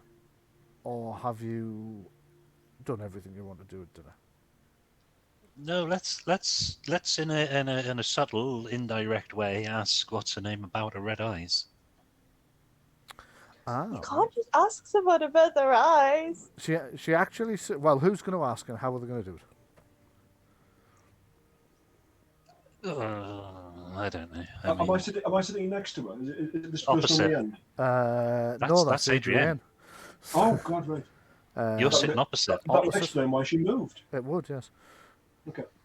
This is the... in which case, if I am directly opposite to her, I'm probably quite well positioned to do so, and I could ask in a kind of medical way. Yeah, go ahead. So trying to, sort of quietly and not make a big scene out of it to embarrass her, but sort of looking into her eyes and trying to ascertain if there might be a medical condition that could result. While you're looking into her eyes and trying to make out what you can learn about them, she catches you doing it and kind of glares unstaringly back at you and widens her eyes. Okay, are her pupils circular? No, they're not. They're diamond-shaped. The fuck? I thought you were going to say cat people shaped, but that was not what I was expecting. I didn't think that was Diamond. what you were expecting. Yeah. I had a Witcher joke already lined up there. That takes you by surprise because you remember I mentioned some elven races are supposed to have these sort of gemstone-coloured eyes, but the pupil shape is cat-like, and these ones aren't. These ones are like diamond-shaped. When I say diamond-shaped, I mean the kind of sort of mathematical diamond, not the way a diamond would actually be cut, but the way like somebody might draw like in their cards. Yes. We're talking a quadrilateral, yeah? Yes, exactly. She's still kind of leaning forward on the table, staring at you with her eyes as wide as they can get, and a slight grin on her face. I smile back. She kind of... You think it's a smile. It could also be a grimace. Rictus is the word that sticks in your head. It's actually quite creepy. It's like watching somebody who's never actually smiled before just give it a try for the first time. Aye, aye. She's some sort of construct. Okay, checking her over. Is she breathing? She seems to be, yeah. Can I see any kind of visible, like, pulse at all? I mean, I don't know, like, how close to the surface the veins might be. You're not close enough to see a pulse, but you can see that she's breathing. She notices you kind of eyeing her, the rest of her now instead of just her eyes, and when she catches you sort of staring at her chest. Obviously, you're staring in order to see it heaving, but she may have misinterpreted that and says, how odd. It's usually Saria's chest that people stare at. Saria kind of turns and, while the master and mistress aren't looking, just throws a bread bun at her. How does she react? She doesn't react at all. It just kind of Just hit her. bounces off her nose, and you see the chap in the blue and gold just grabs the breadbone, tears it open, and butters it. Okay. Kind of Cato version of the dwarf's banquet at Hobbiton. Yeah, sort of, yes. Right. So is anybody going to ask them what sort of magic they're into? Okay, any symbols on it? Any amulets, tattoos, birthmarks? You're going to need a perception check, Seeing, for that, I think. Okay, next time I level up, Gorra's going to go to Specsavers and get perception seeing. She's going to drive all that way to burn the castle. All the way to All that way Bards. okay. Yes, you can see some birthmarks on our neck. She's got like a strawberry birthmark, just a small one. It's mostly covered by a collar. Other than that, you don't see. She has in like a sheath at her belt. She's got what appears to be a stick of some description. A stick? A stick. On closer inspection, you realise it's a wand, and it's carved from bone or ivory. Okay, so that's the arcane device. Yeah, you think so? Yeah. So she's going to cast a a flipendo spell or something like that. Yeah. Okay. May I ask which arcana you're studying here? You may ask. Yes, I study several arcana here. Excuse me. I also study. Let me just check. I also study alchemy, but I study the arcana of enchantment. Oh, wonderful! Yes. One of the others goes enchantment. Okay, so bearing in mind, enchantment is in one of the books, so it's traditional in the what might be the sort of line of teaching of Saragosa. Yeah, seems to be. And the sorry, go ahead. Mm-hmm. I was going to say yes. I'm currently learning a great deal about enchantment myself. Please do go on. The mistress is a fine enchantress. The mistress kind of looks down and nods. I have my moments, certainly. Yes, so enchantment and alchemy are my two primary interests, but I do have one or two others. We study a range of arcana here and other magical art, and she suddenly stops, as if she's said too much. So I'm gonna start rhyming off things from the books. So enchantment, protection, looking around for a reaction. The master practices protection, and I believe one of his. Hold on, this is Lyra. So it would be Magnus. I believe Magnus, you practice protection, don't you? Magnus kind of nods. Mm-hmm.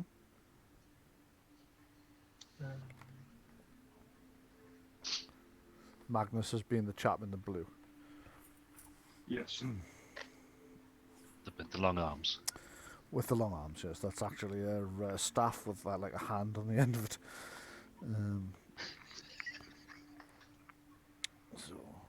Death Incarnate, looking around. Oh, okay. Make a perception empathy test. This I do have. Okay. At your mention of the Death Arcana, the master. Sorry? Yeah, that's missing. Missing? What's missing? 6, 9, 10, The 2. 12. The plus 2's missing. Yep, it is. Oh. You're quite right. It's added the perception, but it hasn't added the 2 for your empathy. Thank you very much. Focus. I'll fix that in the focuses then. Yeah, or if you just overwrite overtype the 2. Yep. So it'll be higher than that. It'll be 17. So the master's head kind of whips around and he says, "The Death Arcana has no place here anymore. This was what created the issues for our antecedent Saragosa. Therefore, we have banned it from practice. However, right, with empathy, you think is lying. Okay. You're pretty sure he's not been truthful about that.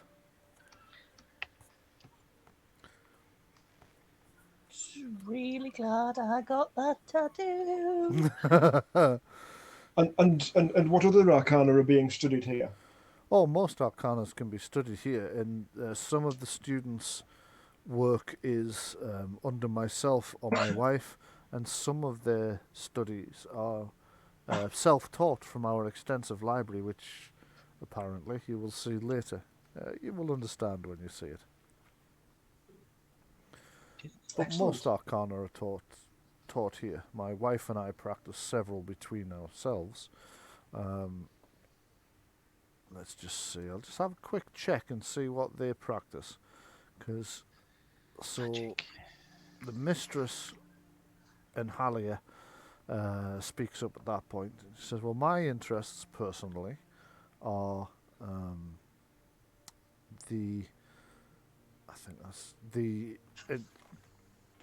power arcana is one. It's a faster, it's a safer route to power than these shortcuts so often taken by foolish wizards who should know better. I also practice enchantment, as was mentioned, and fate.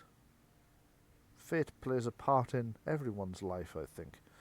And Indeed it's so. sometimes important to be sure that you can also play a part in how fate sees the world. Also, and she clicks her finger, and all the torches go into life. She clicks her finger and what happens? The torches flare into life. Okay, that's a minor arcana. That's just like that's Mage's Flint, isn't it? Not to do 4 of them at once, it's not. Yeah. Is it Arcade Lantern? No, Ki- that's not how Arcane Lantern works either. Arcane Lantern works very poorly. Oh, here we go. That's not how Arcane Lantern works. In fact, Arcane Lantern doesn't work. It barely works at all. Yeah, so from that she's given the implication that she's a fire mage, but you're not so sure because you are a fire mage. Yeah. You don't recognise that as actually any of the fire spells. No, I don't.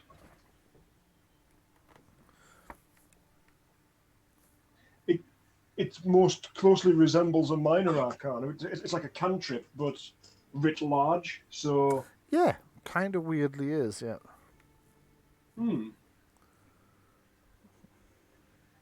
Oh yes, I was going to tell you about which ones the master claims to. So Inhillen says that his. Let's just see what that message is. Sean's sound's dropped again. He's having terrible trouble today. Inhillen says that his interests, however, lean more around things such as. He also practices the Arcana of Power, and protection is a strong interest of his. And cold. My wife prefers fire. I prefer cold.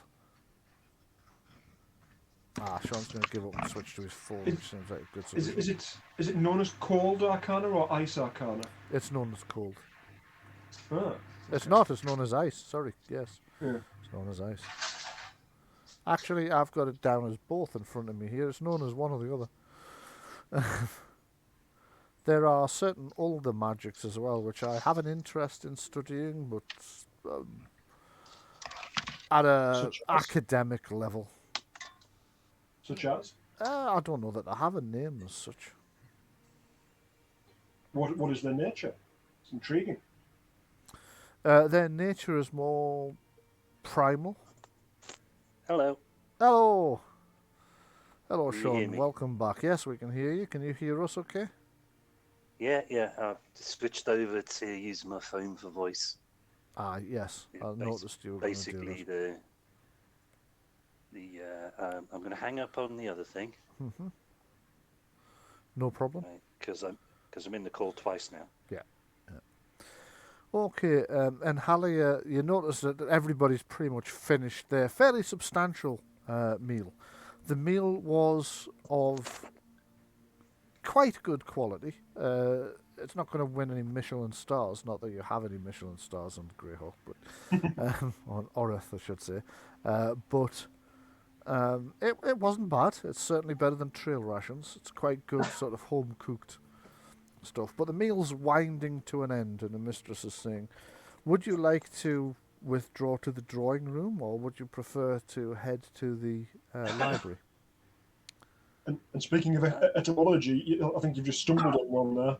The withdrawing room. Withdrawing room, yeah, that's where Yeah. drawing room comes from. Yeah. Yeah. Right. The issue is I'm that very it's ca- night time. I'm very keen to go to the library. It is night time. You're quite right, Sean. Yes. Before we scoot off to any other room, I want to go and check those four candles that she light. 4 candles. Four candles. Do you mean candles by the number of 4, or do you mean handles for forks? Were they not torches? There were torches, yes, but that Okay, buggers up the joke. Mog's like really weirdly inspecting that cutlery at the moment, not getting the joke at all. fort orches. Fort orches. Fort orches, yes. Fort for orches. Yes, we Right. can. I'm going to go and check those. I'm trying to sort of put my hand to them. Are they actually giving off heat? Are they genuinely lit? They are genuinely lit, yes. Make an arcane law Arcane roll, law? if you'd like, yeah. Or a fire arcana focus roll would also work. I still don't have the focus for that. I never got beyond novice. All right, okay, yeah. So you are a priestess of the fire god. Yes. Okay, right. Right. There are some high level fire magics, such as shape flame and what have you, and you think that's what she's used.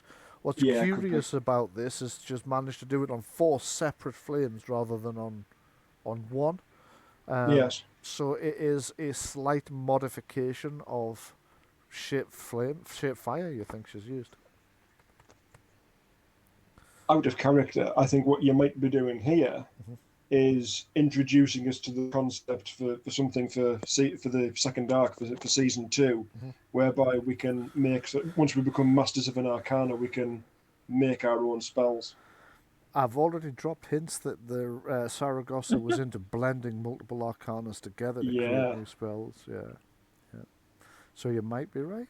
Who knows? I like that. So, yes, withdrawing room for drinkies, or would you prefer access to our library? I am extremely keen to see your library. Then, What kind of drinkies? what kind would you prefer? We do a very good ale here, which we brew ourselves. Currently, I think I'm right in saying, Weasel, that we have some excellent wines and brandies from the Valley of the Mages. Weasel looks up and kind of shrugs. We have wine and brandy from the Valley of the Mages, mistress. I have no idea of the quality of the wine, as I never permitted to partake myself. The mistress says, "Oh, Weasel, by all means, anything that is in the anything that's in the wine cellars and the beer cellars, help yourself occasionally. We are well enough stocked." I'm afraid, mistress, that Butler Di would never permit it. I'll have a word with Di myself. Perhaps it is time that the servants were able to partake of some of our beverages. In the meantime, would you be so kind as to have someone fetch us some... What would you prefer, Mog? I wouldn't mind a brandy, but just the one, and then I'll join my friends in the library. Okay. It's like when it comes and it's a bucket of brandy or something, isn't it? It could be, yeah. Okay, so he shuffles off to get your brandy. Patrick, has Gorra remembered to mention to Mog about the thing she was going to mention to Mog? Oh, yes, of course. No, she hasn't. Been trying to think of a reasonable way to just saying just loud enough for everybody else to hear, but very clearly directing it to Mog. There's some wonderful art outside. I'd love to hear your opinion. Ooh. The mistress well, looks you know, round and says, "You have an interest in art? Of course, you mentioned it when you arrived. I think I even passed comment. Well, certainly you must take a look at our gallery. It is through the door to the south. Would you like a tour, or would you prefer to? Would you prefer to look at it yourself? I'm sorry, our manners here are somewhat outdated. We're not quite sure, perhaps, what would be the thing in what passes for civilization beyond these walls. Would certainly rather not impose upon you any further. you have been very kind hosts to us. No, not at all. We are unaccustomed guests. Actually, that reminds me, when Weasel returns, I'll instruct him to make sure. Did I see one of the maids in the... let's see. In Holly's... Saria, perhaps you could speak to the maids and have the maid make up one of the guest rooms. Saria kind of rises, and on this voluminous dress, what there is of it, swishes. Certainly, I'll go and tell them that we have some interesting people staying with us. Kind of waggles her eyebrows at everybody and heads out. Sorry, you're the suggestive. And yeah, then pops back in and says, perhaps you would, I'll take you out to show you where the pictures are now. So did Gorra manage to get any detail given to... Honestly, no. I mean, I haven't actually mentioned the fact that there's a note in there. However, Adrienne is still next to me. I might just whisper it to her, Right. and send her as well. Okay. So you whisper it to Adrienne, who says, might I be excused to go and see the paintings as well? It's Gorra seems to have had an effect on me. She's finally managed to entice me into this whole art. By all means, do, please. So she heads out. So, Mog, you're out looking at the paintings. You're having a look around at them. The thing that strikes you is that these are definitely paintings. They are mostly portraits of various family members.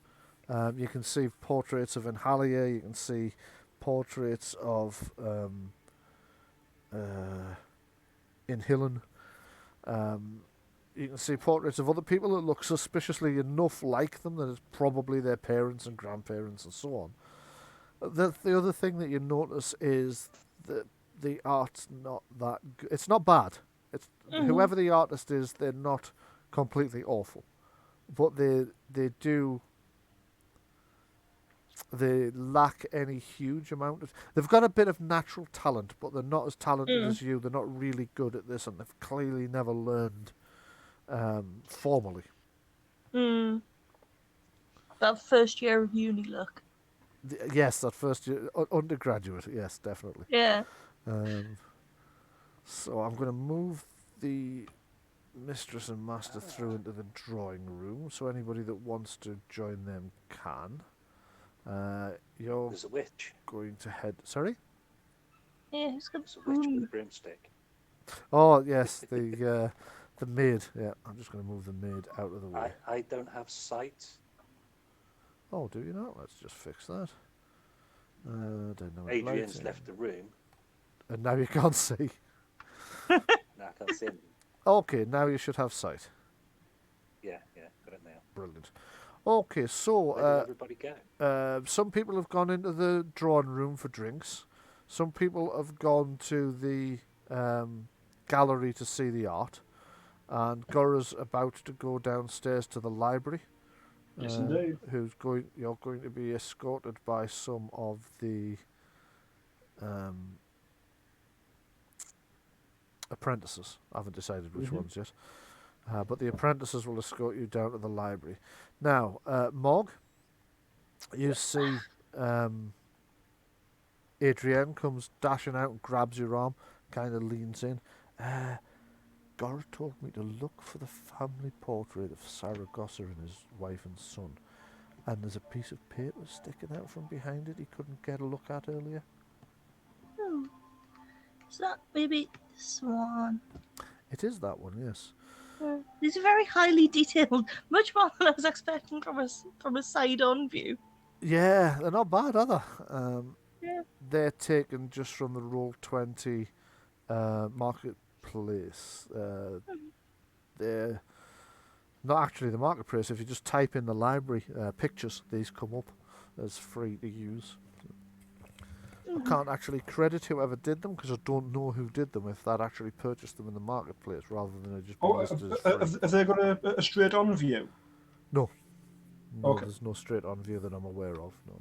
Okay, so you take a look at that picture. Looking round, you can see that the maid is still brushing the floor, but she's over by the bottom end now and seems to have her back to you. What would you like to do? I take it out and see where the note is. Yeah, you take a look round, and because you know there is one, you can see what at first looks like a fleck of paint or something peeling off the back, and when you touch it, you realise there's a note tucked into the backing of the picture. You give it a slight tug, and what you find is... Oh, well, what I was going to say was I'm going to lean over it to make it look like I'm examining the brush strokes and then try and sleight of hand it, but okay. Okay, yeah. You kind of lean over it and examine the brush strokes in inverted commas, and Adrienne stands over here and loudly goes, "Ooh, yes, I see you, right, yeah. Oh, I hadn't noticed that. Oh, yes, of course." Also blocking anybody's view. You're not going to need a sleight of hand for this one because you've positioned yourself in such a way she's got no chance of seeing you do it. So you just pull the note out, and it proves to be a slip of paper. And I'll just check which slip of paper it's going to be. I think it's... I thought he was going to say it like one of those handkerchief chains. Ah, Just yeah. keeps pulling it. Just keeps coming. It eventually unravels the painting. So this is area 14, the long gallery. So there's a hint number 3. Let me just have a look. Whole roll of toilet paper on the floor. So I should be showing you with this in a moment. Can you see it now? I see hint 3. It says chain and then some squiggles. That's it. That's what you've just pulled out from behind the... Okay. And now I have Fleetwood Mac stuck in my head. Yes. Oh, why did that not occur to me when I created this adventure? Okay, so what we're looking at here is the likes of another treasure hunt, like at the manor. Certainly seems so. Oh, no, it's not. It's a zoom thing. I thought one of the letters had something hidden under it, but then when I hovered over it by accident, I just realised it's to zoom in. It's to zoom in, yeah, that's right. So you can blow it up so it's more or less the full size of your screen, if you would like. Yes, which is what I've just done. From the discoloration of the paper, it looks like it's been there an awfully long time. Why would nobody else have noticed it, though? There's no guarantee that they didn't. There's no guarantee. I think. Sorry, Sean, say that again? There's no guarantee that any of them ever looked at it in detail. No, that's right. Is that written in ink, or especially the lower syllables? Have they been carved by a claw, like a cat's claw, by any chance? No, no. that'd be some sort of runic script. It's some sort of runic script. It's yes. definitely a script. Mm-hmm. Right. I It looks like suspect we might be going to get Rosetta stoned at some point. Yeah. As in, we're going to have to translate something, not just keep putting out remixes of Adrenochrome forever. Yeah, that looks like that's the letter C, that's the letter H, that's an A, that's an I, and that's an N. Yeah. Could be. I'm just thinking with us having somebody who's got red eyes with diamond-shaped pupils and sort of a cat kind of thing going on. These things looked like cat's claws. That they've got that kind of sharp, curved look to them. Okay, well, it looks very much like the ink was applied with a quill for the word in Flemish, the word chain in Flemish. However, it also looks like the script underneath was painted on with a brush. Mm. Yeah, Okay. it's like calligraphy of the art sort of artist. Like a Chinese calligraphy brush. I would Chinese guess. brushwork. Yeah. Yes. Yeah. Whoever wrote chain did it just in, just with a quill, almost as if they were trying to get somebody translate that, and the person who's translated it has done that beautifully with a brush. Much more care has been taken. Okay. I'm just going to close that. Can you confirm that that's actually visible in your thingy tab, your journal tab, so that you could see it anytime you wanted to? Journal. Whereabouts would it be? Yeah, rune puzzle. Yes, hints, rune puzzle hints. Yes, and you should only be able to see number 3. Yes. Yes. Yes. Good. Okay, so you Don't have tell about the other 12. Yeah, you've no idea how many of the others are or what they might say, but you've got one hint anyway. Technically, you don't know it's hint number 3, but never mind. Yeah. Okay, meanwhile, Gorra, you find yourself downstairs in the library, and we will we'll have Saraga take you down, because she's one of my favourites, and not just because I repurposed the priestess from my Techumil game, Honest Governor. I can't seem to. Okay, I have to move. Sorry, I'm just having a little bit. Oh, for fuck's sake! A little bit of trouble picking up your characters. Come here, little buggers. It keeps grabbing everything else in the area. Finally, right. Copy. And I'll move those onto the Games Master's layer, then I'll move you over to... I'm just going to have to check which level the library's on, because I can't remember off the top of my head, so it will be a little bit of time before you appear on your new map.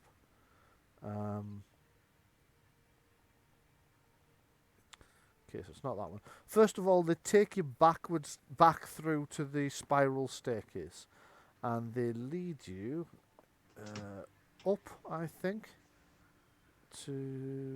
yeah, that looks like the library there. Up 2 floors, and then through a door to the south. And I'm going to paste you into there. I'll bring all the players... actually, I'll not. I'll just bring... Gorra over for now. Onto that one. So, Patrick, you should now see the library. Right. It is huge. As Saria opens the door, you see the library itself is much, much bigger than you expected. Inside, it runs the entire length of... It's above the galleries on the bottom 2 floors, and it runs the entire length of the southern half of the tower. There are 2 windows to the south and 1 off to the east. There is a table with 6 chairs around it, loads of bookshelves that just seem to go on. This is probably the largest collection of books that Gorra's ever seen. Wow, okay. And there's 2 plinths with books open on them as well.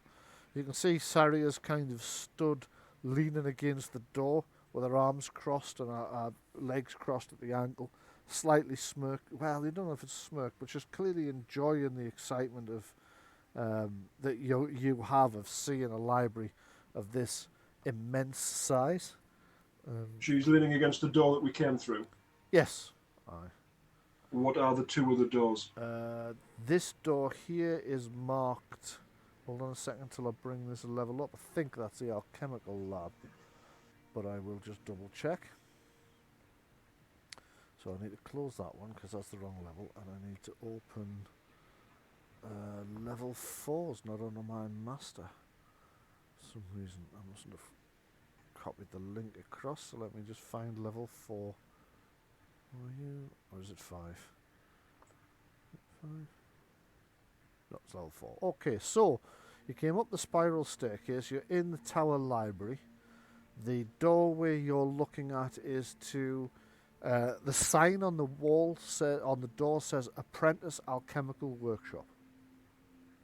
Okay. And the door at the far end. The door at the far end reads Study. Okay. I'm going to look around the shelves Mhm. of the books. I'm looking for two things. Okay. Firstly, is the spellbook number 1 of Saragosa. Okay.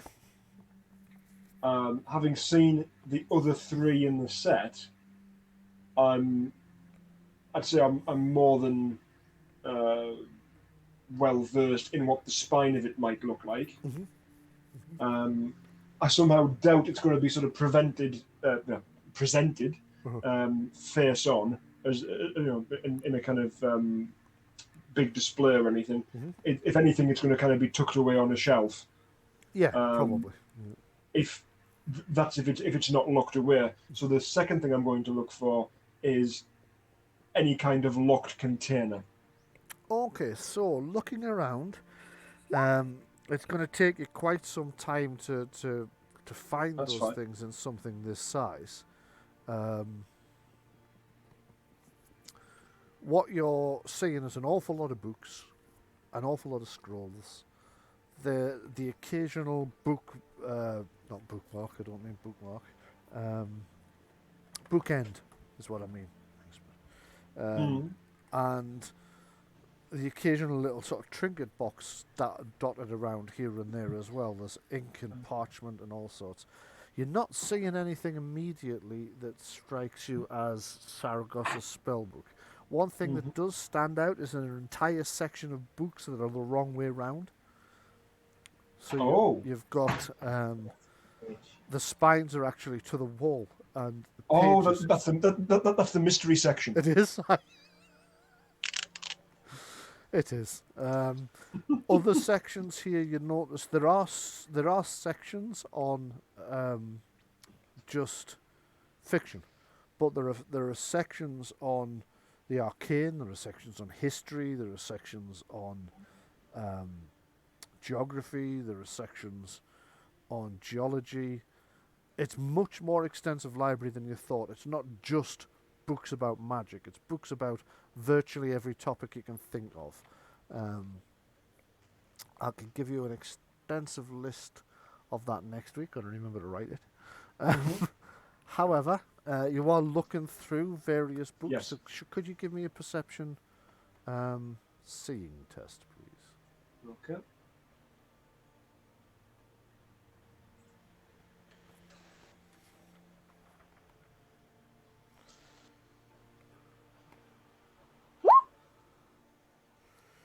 And I think I've just spotted an error in my notes as well. I just need to edit this and correct a thing.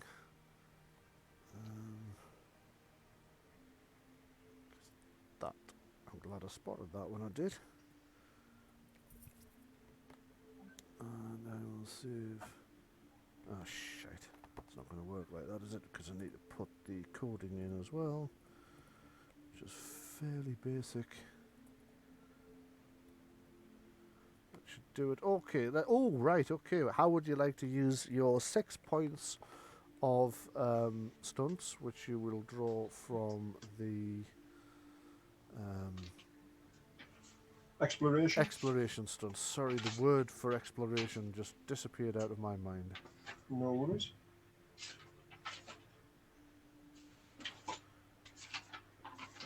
First of all, also, you're about to find something, but tell me what your exploration stunts do for you. Oh, first. excellent, right.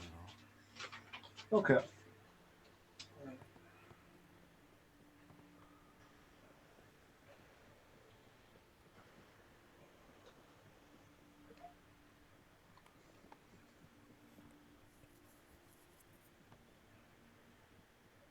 Oh, right, okay. I'm gonna try resources at hand. Yes. So choose a focus that you don't have Yeah. that falls under the same ability as the test you're making. Yes. You are considered to have that focus until the time or venue changes. Mhm. The GM may require you to explain how this bonus arises from the environment and deny it if you can't make a reasonable suggestion. Right. Yes. Okay. I think with how much I've been looking around recently, Yes.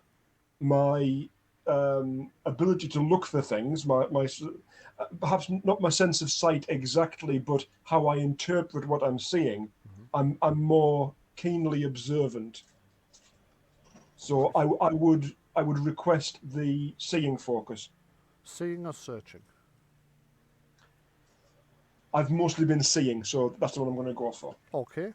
Okay. So I will give you that for this occasion. You can have temporarily the seeing focus, yes, or you can. That is if a you had- 4-point stunt. Yeah. And I will make it a speedy search, so the test is going to take half the time it would otherwise take. Okay. Okay, so the next time you make a seeing test, you can act as if you had the seeing focus. Yep. What were you particularly... Oh, you already told me you were looking for Saragosa's missing spellbook. Or That's correct. what was the other thing you were searching for? Anything that is locked, anything that's locked, right. that might very well contain said spellbook. Right. There doesn't appear to be anything locked. You have a look under the lecterns, there's nothing there. Under the table, there's nothing there. The only locked thing you can find here is... Just give me a second to double check I'm telling you the truth here. No, not even the doors are locked, actually. Okay.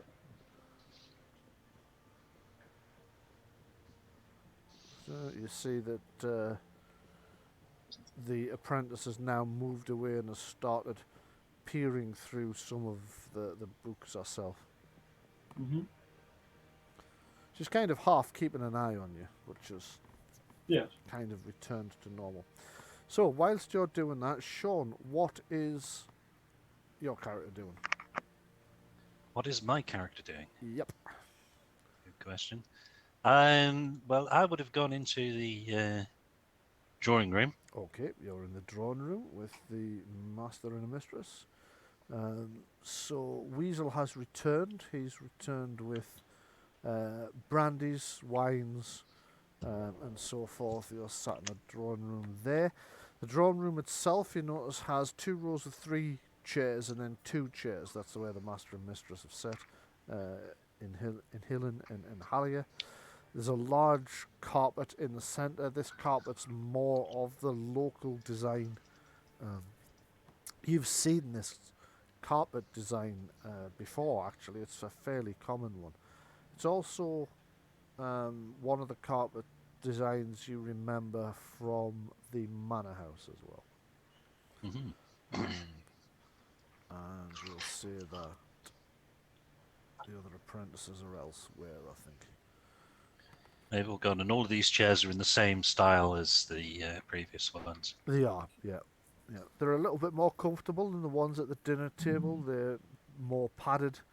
You notice, oddly enough, that in Hallier and in Hillen's chairs face the windows. That's not the odd bit, but they've got the back to the door. They seem quite safe doing that, though. You know, a lot of people are nervous about sitting with their back to the door, but they don't seem to be. Thufa would not be pleased. Who would not be pleased, sorry? Thufa. Ah, no, he wouldn't. He wouldn't. So There was a bit of noise there. I don't know what that was. I'm not sure what that it was either, but it might have been a fan or something. Oh, sorry, we've got our fan on. If it's a distraction, we can turn it off. No, it's all right. We only heard it for a split second. I think it might have been the phone ringing at my end. We also heard a phone ringing as well. Right. I did momentarily mute my mic while it was going off. No problem. So, and Hallier says to Kellen, "So, Kellen,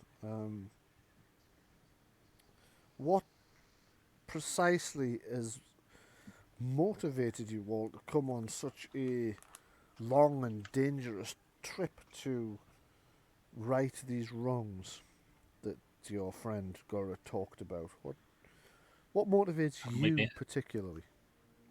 me particularly. Mm. Um,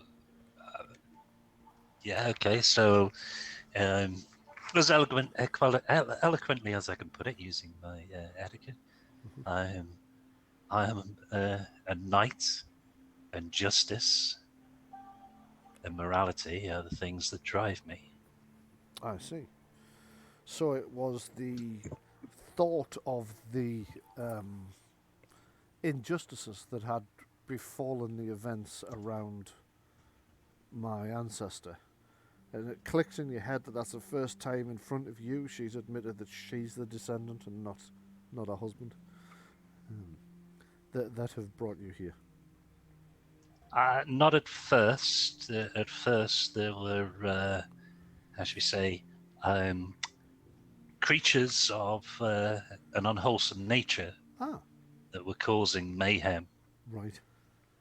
at the start of the journey, the adventure, Mhm. and incidentally or accidentally, whatever way you want to put it, the mystery of Saragossa then became the focus after a certain point when all of the various aspects of what we were doing were sort of like bound into that thread. Mm. And injustice has been some of the things that we have corrected along the way in various guises. And I'll relay the tale of the stolen cattle and the shadow in the ruins and the possessed child. Yes. Okay. You recount the tales of the cattle trial and the setup that had happened there, and then you tell them about the shadow demon. Um, the Mistress Enhalia leans forward most intently to hear your stories. So does her husband, but she seems more interested in the one about the shadow demons, and he seems. Sorry, I've got this the wrong way around. She seems most interested in the one about the cattle thefts. He seems the one most interested in the one about the shadow demons. Although she's the one that speaks and says, I have reason to believe that there may be creatures akin to that within the bowels of this tower, in the basement itself, in the sealed areas that Saragossa used. There are many dangers there. We sometimes tell the servants and the apprentices that there is nothing to worry about, although I remain uncertain. My husband and I refresh the wards regularly, but sometimes whispers can be heard in the tower itself. Sometimes shadows where there should be no shadows. This is another location where the parts of that ritual are stored. Could be. Do you think? Well, see, this is the part of I'm sort of thinking maybe we should tell the tale of the shadow cult of the monastery. Mm-hmm. Okay. Um, but I don't know how much detail I would put into that. Okay. But I will go down the path of not so much on emphasis on the shadows, but we've encountered a cult of demon worshippers Mm-hmm. that had overrun a monastery. And Halia asks you, the monastery, would this be the monastery of St. Cuthbert in the mountains far to the south, above the city of West? I want to say West Town. West Town, thank you. I had West Ham stuck in my mind. It's because everybody's talking about football at the minute. Yes, that's the very same monastery. I recall reading some time ago in my youth some stories that Saragossa was originally a monk there. Yeah, well, I'll go through the story of the art theft Mm-hmm. and the election of the abbess Okay. and the tale of Father was it Lachlan? Is that his Lachlan, name? yeah. And how we redeemed him. Hang on, it was Fighting Lockie Shadow. one, wasn't it? Lockian. Yes, Lockian. sorry, Lockian. Yeah, Father Lockian. Yeah. He kept on correcting me every week. That's right, he did. right. The what's he called? The paladin, Father Lockian there, and how we managed to turn him around from being a potential political monster within the organisation of the church, and gave him a purpose better than the one that he was going to succumb to. Interesting. It seems that you have redeemed a man who could himself have walked a dark path, for politics is almost always a dark path. What's further of interest to me is that connection to the monastery. Perhaps we might need to find Saragosa's old journal, which is somewhere about the tower, although I can't remember exactly where it is. It might be in the library, it might be in the study. She looks at her husband. Her husband sort of looks blankly and shakes his head. I don't believe it's in the study, but I do remember reading it a few years ago. It's definitely somewhere within the confines of the castle, the tower. Why exactly are we trying to find it? Is there something else in there? And Hallier takes over and says, I'm sure I remember reading something in it a long, long time ago, that after his own redemption, my ancestor sent something to that same monastery, the monastery he'd begun in, the monastery where he was a monk so many years before. A warning, a letter, something. And I'm sure there's a copy of it in the journal. If we can just remember where the journal is and find it.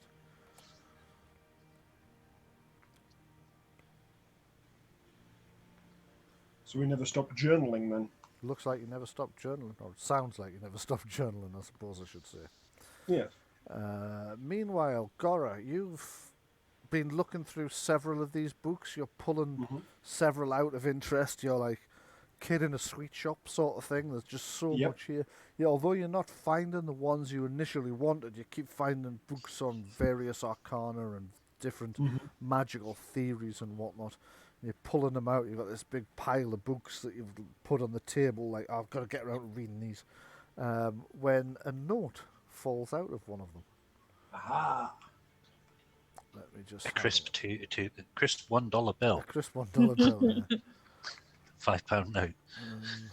Which rune puzzle hint is this? It is this one. Basket.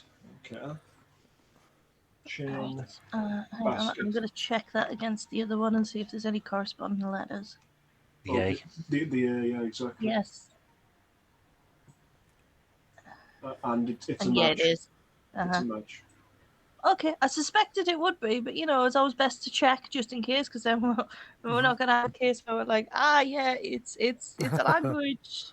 Now, an important point, something I've noticed, the vast majority of these symbols are all made of 3 crescents. There's a couple that appear to have like a 4th as a base, that being the B and the C, but everything else is made of 3. The B only has 3. 3. Oh, you mean it's a straight as opposed to a curve? Yes. Right, but it's still a 3-stroke. It's a 4th stroke, and the same with the C as well. B's not got 4 strokes, it's only got 3. What? The B only has 3 strokes. Oh God, it does. You're right. So the only one I've seen up to now is the C from Chain. That has 4 strokes. Yes. The C from Chain seems to have 4 strokes. I was just starting to wonder if the stroke at the bottom, being at the start of both words, might have indicated a capital. What do you know? Yeah. Like an uppercase letter. We'll find out if a bee turns up in a different place, I guess. Indeed, so yes. Yeah, make a note of that thought as well, because you don't want to lose it, because we're not going to crack this whole thing in the 20 minutes we have left of today's session, I don't think. But It shows all the rest of them. Yeah. I could do that, but I'm not going to do that. It would kind of spoil the... Yes, exactly. Spoil the intrigue. Don't do that. Don't do that. No, I'm not going to do that. Don't worry, this is only one of many puzzles that are scattered throughout this place. Great. Okay, so, Gorra, you don't seem to be finding what you're wanting to find. You can... Question. Yes, go ahead. Which book did it fall out of? Ah, right, okay.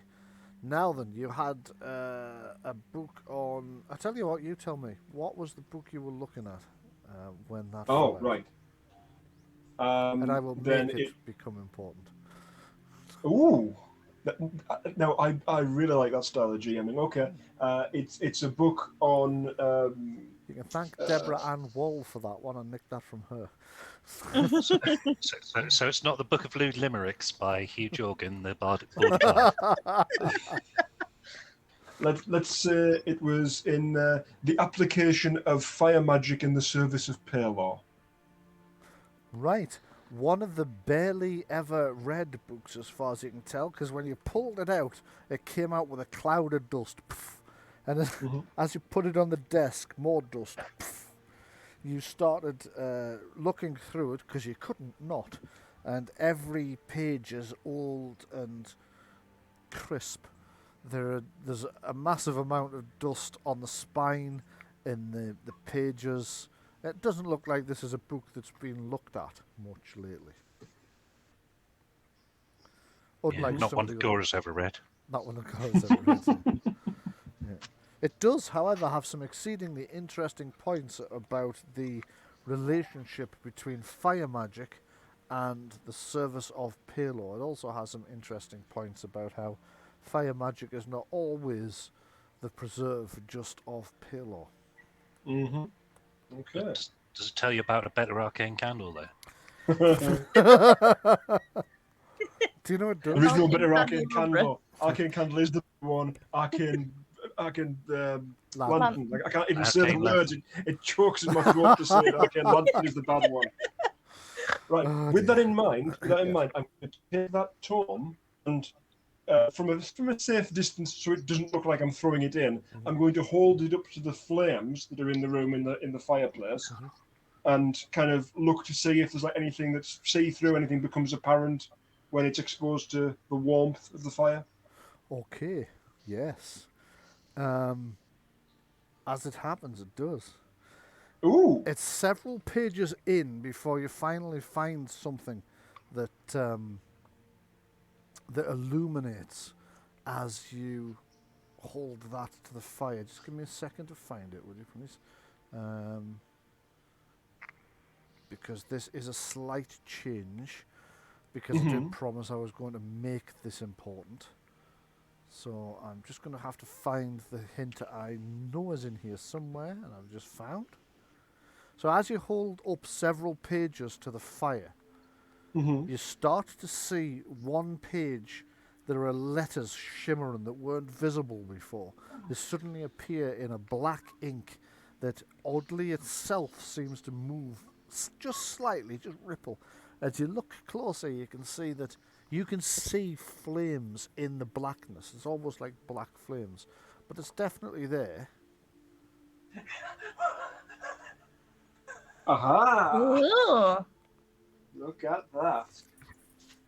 And that again starts with the one at the bottom. Yes, it does, doesn't it? It does. And then we're back to the pattern of 3 as well. Yes, we are. But that magic number. But that would mean that the B in basket only has 2 strokes to it. Yes, and not the 3 you initially saw, which is now making me think that it maybe should have had 3, but I can't see a third, apart from the underline. But that is the only place that an underline, let's call it a cat's eye, appears. Okay, yes, let's. Yeah. Because I thought you'd like that. Because the rest look like claw marks. but the eye is at the start. Yeah. Yeah, but no matter how much I look at that B, there's definitely only 2 lines plus the underline. Yes. But you're right, everything else, I hadn't noticed that till you pointed it out, but everything else has 3 strokes. Mm-hmm. Everything else you've found so far. Is that a known language? It's not. It's not, right. Those are runes that no one's ever seen before. Well, you haven't None of seen it us. before. You guys have not Well, seen it I haven't before. seen any of it. Well, yeah, that's true. It is runes that Suddenly neither... you look in your brandy and there's a note in it. You take a purely- swig and start choking. Piece of paper. Purely out of sort of interest, and I know this is a topic close to your heart, Brian. When a cat scratches something, do they leave 4 claw marks generally, or 3? Because I'm thinking like this, the little toe bean sort of claw might not make contact in the same fashion. In my experience, and I have extensive experience of claws, of cats scratching things, it can be anything from 1 to 4. Ah, right. For okay, example, fair I currently have a scratch all the way down my forearm that looks suspiciously enough like a self-harming scar that people keep politely treating me with kid gloves, which is actually just like Demeter got carried away and scratched me. Whereas in the past I've had ones that are obviously cat's claws because there are 3 parallel lines. But quite often you'll just get 1. Sometimes you'll get 2 or 3. Sometimes you'll get some chomp marks in there as well. Oh yeah, I've got some of them on the other hand where she bit me. Yes. So I used to be covered in claw marks down the helms. She really does sort of earn that nickname, doesn't she? Angry Demeter. Yeah. Unfortunately, it's common in cats where they were taken away from the mothers too young, because the mothers teach them not. Stir-fries. Yeah, Oh, stir Kind of fries. scratchy. Stir fry is incredibly scratchy. Yeah. And what happens normally is they don't know when they're born that claws are not for play. Yes. So their mother boxes their ears when they claw them, and eventually they'll learn that you don't use your claws for playing, and if you take them away from the mother too young before they've learned that, sometimes it can be years before you can teach them. And in Stir Fry's case, I mean, if he hasn't learned by now, I don't think he's going to, because he's quite an aged cat now, isn't he?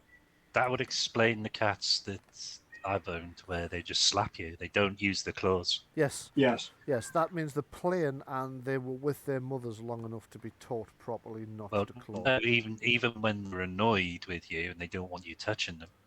Oh yeah, they won't use the claws. They'll just bat you because they don't really want to hurt you. They just want to give you a warning. Yes. You'll find if a cat does that and it gives you a polite clawless bat, it's telling you like, please don't do that. I don't like it. If you keep persisting, then they will eventually either claw or bite you because they've warned you as far as they're concerned. But usually it'll take several times before they'll do it. Take a talon. Yeah.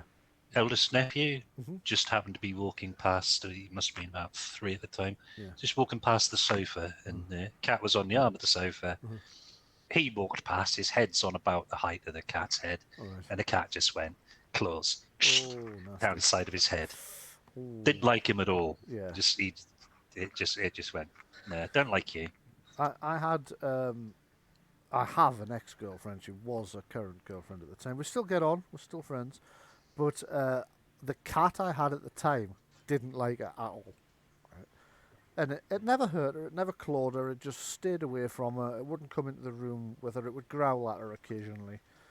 And this was back in the days when mobile phones hadn't come about yet. They weren't in popular usage. You had car phones, you had landlines. And most people's landline, you'd have a answer phone if you were worried you might miss calls. And the answer You've told us this one. It's brilliant. Have I told you this one? Yeah. You have. Where we thought there was something wrong with my answer phone because it would always cut Bev's calls off. All you'd ever get was, "Oh, Brian, it's Bev," and it just that would be it. And like, what the hell's going on? And then one day I came down the stairs because I heard the phone going, and as I came through the door, I heard the answer phone kick in. Bev said, "Oh, Brian, it's Bev," and the minute it heard her voice, the cat stood on the off button. And it turned out that every time the phone went and I wasn't there, it would run over to wait to see whose voice kicked in. And if it was Bev's, it would turn the answer phone off because it didn't like it. But it would just ignore it if it would just wander off. It was anybody else. Probably jealousy. Could be, but I had the same cat with my. Wait a minute, I might be wrong about this. I was going to say I had the same cat with my previous girlfriend to that, and now I'm not so sure I did. So it might have been. You might be right. Right. Now, something I've just noticed with this: Yes. only repeating letters that we've got are all vowels. Yes. We've got E. A, Yeah. E, and I. Those are the repeating letters that we've got. Yes. There you Indeed. go. So you're starting to piece this. You definitely know it is a puzzle. You've now got several letters. That I mean, technically, Gorra hasn't seen the first one. She hasn't seen Chain. So, no, that's right. but this is what she will put together thereafter. Yeah, You've got once two. you're all sort of together Yeah. for a bit. So what would you all like to do for the rest of the evening before you retire? I assume you're staying here tonight, or are you going to stay outside? I'm checking this fire to see if there's anything to do with the basket in it. I thought we'd brought the wagons in and put them in the Oh yeah, stable. yeah. Your wagons are in the stable. You've been invited to stay. In fact, the maid was even told to go and make up the guest rooms. Although, Gorra can tell you that the guest rooms are largely made up. When she was in before, the guest room was made up. It could maybe do with a bit of an airing, but apart from that, I would like to attempt to meet up with Gorra somewhere after I'm done with this painting, probably in the library. you remember Because yeah. I, as a player, know that there's things that Mog hasn't been told yet. Yes, That okay. Gorra has seen. Well, you remember that Gorra was going to head to the library. What you don't know is exactly where the library is. So what would you like to... There is a maid just behind us, though. So... well, yes. Mog would certainly want to report back as to what she's found. Yeah. So, yeah. Okay, reasonable. I've just gone on to the wrong bloody level, haven't I? I'm on a black screen. You're on a black screen? Now I'm on a loading screen to a different black screen. Oh, no, there we are. There we are, corridor. Well, you're doing better than me. I can't find you. Hang on. There we are, corridor. Right, got you. Yes. So you're going to ask the maid where the library is, yeah? Yes. If you would like to follow me, I will take you to the... I will take you to the library. We will go up, down, up. Okay, so you go up 2 stories. I'm just going to grab the pair of you. Oh, fuck's sake, it's doing it again. Hang on. I'll move you sideways, grab you both that way. Copy, there we go.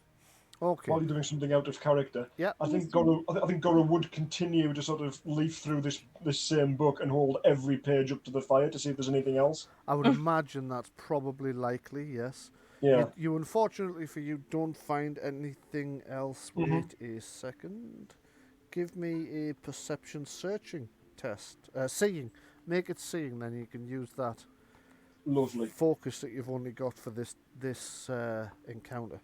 I like that. Get some use out of it. Yeah. So there's a +2 on that. So that's 15. 15 strikes me as probably a pass. Let me just check. Oops, a daisy. I've just opened the hint. I didn't mean to open a hint. I meant to open level 4. That'll tell me. Okay, so I was allowing that as a substitute for research. So you've passed. You have 3 points in there, and okay. Give me a research test as well, actually, please. Okay, I've got historical law with a boost from the books from the library from the manor. I've got arcane law. Just a intelligence test, then, please. Okay. Also, there's a 6 I overlooked. Okay, so that is 6, 9, 10. And because of the method you're using, I'm going to say that you have found a second page Wow. that also gives you another hint. My goodness. So you're racking them up at the moment. Yes. Quill. Well, Yep. that does give us another vowel that crosses over with the others and a brand new one. It does. Mm. And yet again, the letter at the start has a cat's eye. It And does. 3 of the letters, or 2 of the letters there, only have 2 strokes. Yes, they do. Also, something else to point out. Yep. This isn't another This isn't another language. It's just a. It's a one. It's a one-for-one cipher. Yeah, Yes. it's a cipher. Yeah. Okay, you're quite right. It's a cipher, not a language. Well spotted. So you guys arrive just as Gorra's. Yeah, you come through the door, just as Gorra's holding a book up to the fire. You're like, what the fuck? I'll try not to startle her by going, "What are you doing?" So fire mage trying to burn books. Obviously, This is why the very first thing that I said was, I'm standing far enough back from the fire so it doesn't look like I'm going to burn it. Then you know exactly what people would think. Actually, I've just realised Saria is going to approach Adrienne as you guys are entering the place. She's kind of creepily walking round Adrienne in a circle. That is slightly creepy. She's checking it for shadows. Do you know, it looks suspiciously like she is. At first it looks like she's sort of checking her out, as if she's walking around her in a sort of creepy predatory fashion. Molester style. Yeah. And you think, oh god, this woman's incorrigible, and then it suddenly occurs to you, it's not actually Adrienne's like physical form she's checking. It's the ground around her. She's checking to see if her shadow's right. She's passing it off as some kind of sort of creepy sexual attraction thing, but that's not actually what she's doing at all. Did we find that those kind of shadows ran from light? Some did and some didn't. Yeah.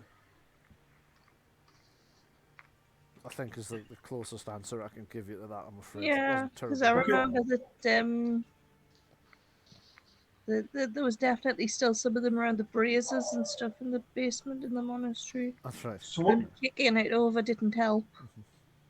So what Gorra's found up to now, we've got fire at 4 letters, quill at 5 letters, basket at 6 letters.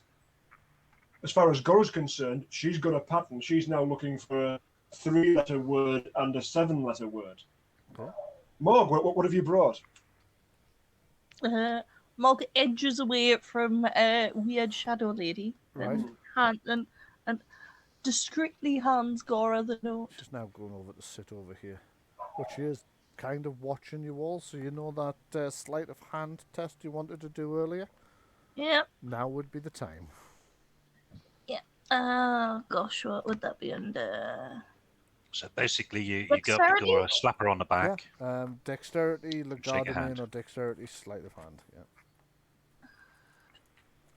I could have sworn I had legardemain. Yeah, I'm sure you have.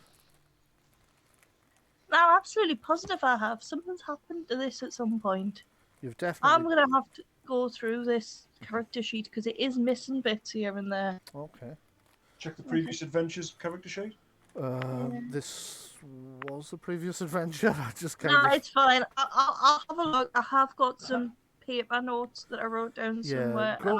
Go ahead and add the points for legardemain because I am positive you have that. Yeah, because I remember trying to work out how the heck to pronounce it. Yes, that's right. What sticks in my mind as well. I knew because it's a word I've encountered several times before, but when I first encountered it, I'd only read it, so I didn't know. But, yeah. It's French. It is French, yeah. I'll copy paste the actual spelling before next week. Okay, no The hidden problem. hand. Okay. Leg thingy focus.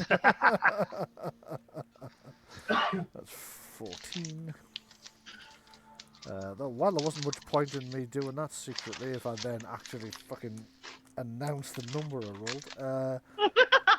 Okay, so you try to pass the piece of paper as cautiously as possible to Gorra, who's just a little bit too excited about all this stuff she's finding. Has completely forgotten about creepy lady who's now sat at that desk at the table. She's got like the chair round backwards, and oh no, she can't. It's got legs on. Okay, she's turned the chair around and she's kind of sat with her one leg over the other and both legs thrown over the arm of the chair, but her head's kind of cocked on one side and she's watching you all, and she spotted that you passed them the note, but you've got the note anyway, so you can now compare all the notes that you've found. So, a 4-character word, a 5-character word, and a 6-character word. Gorra definitely has a pattern here. But Shane broke it. And she receives another 5-character word from Morgan. Ah, damn it.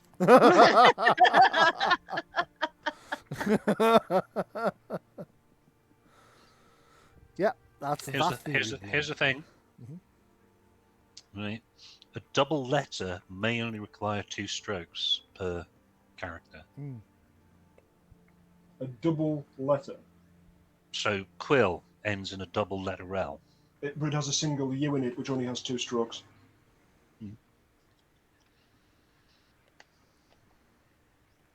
So you've actually been on quite some time now, checking this out, and Mog and Adrienne are now here as well, and you're sort of imparting the knowledge on, and you suddenly realise it's getting quite late.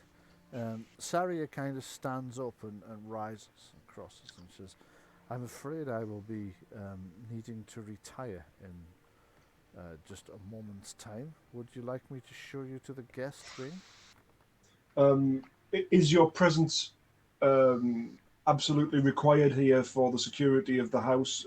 Keeping you up. We'd be perfectly happy to remain unless it's inappropriate to do so. Would it be breaking any rule for us to continue? I don't know. I haven't been here long enough for us to have had guests before. How long have you been here? About 5 years. Oh, okay. Where did you come from originally? The Valley of Mages. There's a lot of villages and towns there? Some. Huh. Sorry, I've just realised she's lost her accent. She hasn't lost her accent. She's been speaking with that accent all this time. Yeah. There are some. But she's not an elf.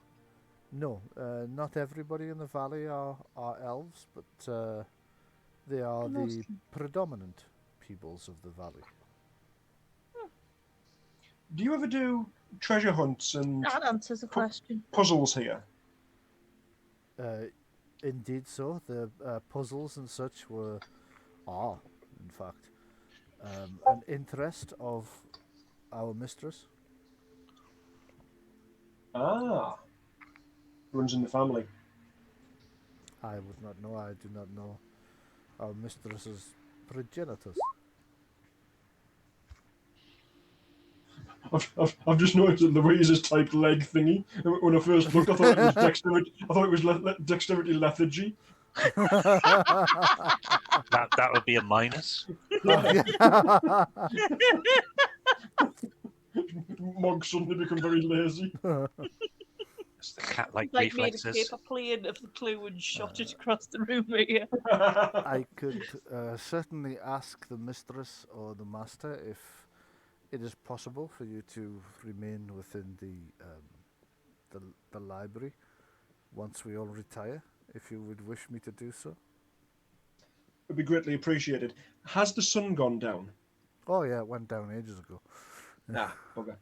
Nobody's turned into a wolf or a vampire. That's not what I was after. Nobody in your immediate vicinity has turned into a wolf or a vampire. No. What I was thinking was, if this book has shown up things against fire, it might also show up things against sunlight. It might. You'll have to wait till tomorrow to find out. Okay. Or next week.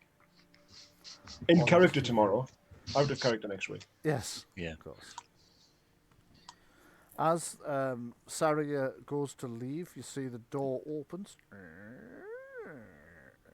and Dai shuffles in. Let me just. Oh, for drag fuck's Dai. sake! He does shuffle in as well, because shuffling is sort of what Dai does.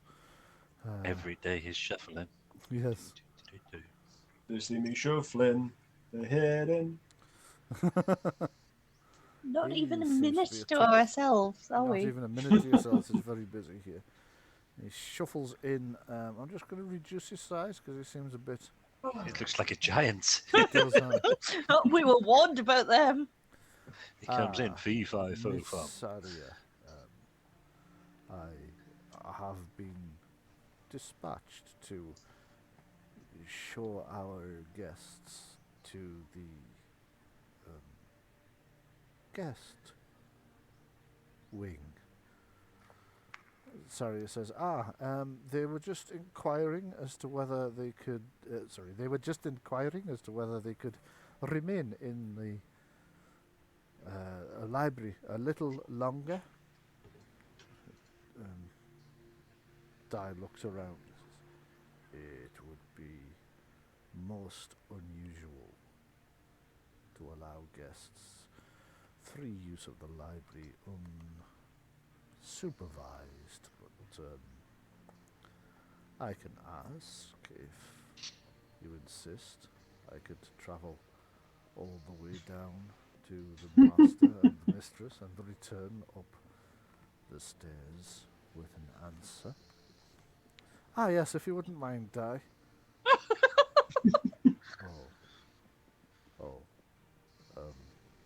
Fine. I will do Quick that. question. Quick Yes? question out of character. Mhm. We haven't seen a single familiar. No, you haven't. Not yet. Not yet. Not yet. Not yet. There's no guarantee. Have you though? You have- Oh. remember when you Well, arrived, crows. there were an awful lot of crows and rooks. Aha. So have you? You might have seen a familiar. They might be the familiars. You just don't know. Have we ever heard of a person being a familiar? Make a arcane knowledge check. And it must be said that there, druids have abilities to turn into animals. What about turning animals into people? Again, arcane knowledge roll.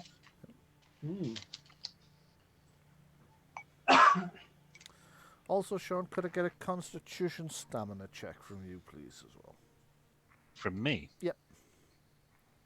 Yeah, these people are drugging me, are they? Yeah, I don't know. No, it's just that the spirits they're serving are extremely strong. Important point, Gorra did not eat anything at dinner. Okay, right. Gorra didn't eat anything, and neither did Adrian, but Mog and Kellen did. Because, Kellen's Constitution drinking my stamina. brandy. Sorry, say that again? Gor- Louise, say that again? I said, is Kellen drinking my brandy that I never went back for? He's having some brandy, yeah. Oh, he's fine. He's fine. Couple of brandies, the target number was at the lower end, he scored 16. Actually, focus isn't showing. You're right, the focus isn't showing and you passed without it by a considerable amount, so you're okay. So, yeah, the brandy's very good. It's stronger than you initially expected, but you adjusted how much you had and how quickly you drank it based on the fact that on your first sip, you were like, "Oh, this is quite potent stuff. I'll have to watch that." Let me just check that again. Yep. Where's Constitution? Down there, right? Yeah, let's roll that. Yep, added it this There time. we go. No, I've Okay. just been through my character sheet. Yeah. You also notice that it's quite late and you're a bit tired, but and the under butler Weasel has returned to say that the guest rooms have been the guest rooms have been prepared.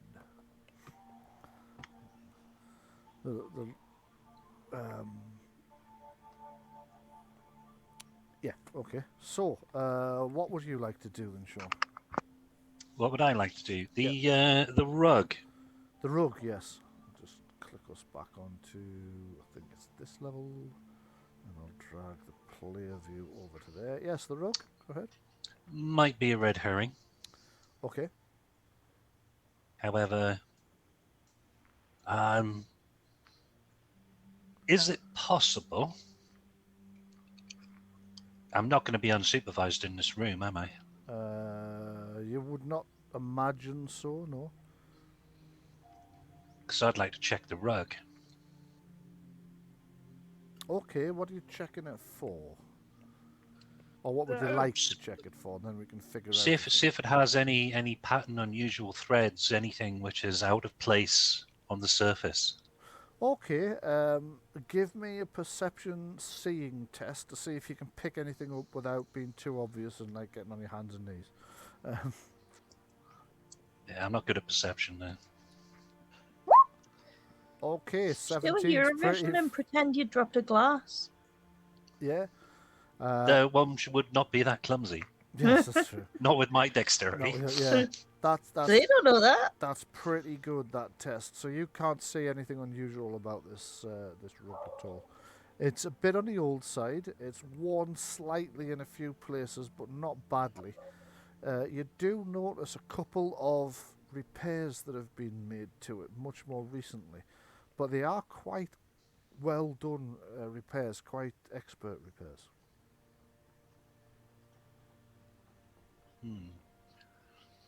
Yeah. Right. Okay. No, it was just because it was the same as the ones from the manor. Yeah. In fact, I'll actually engage the lord and lady in the mistress and the master in conversation. Say, that rug seems to be of a very old and a design that I've seen before.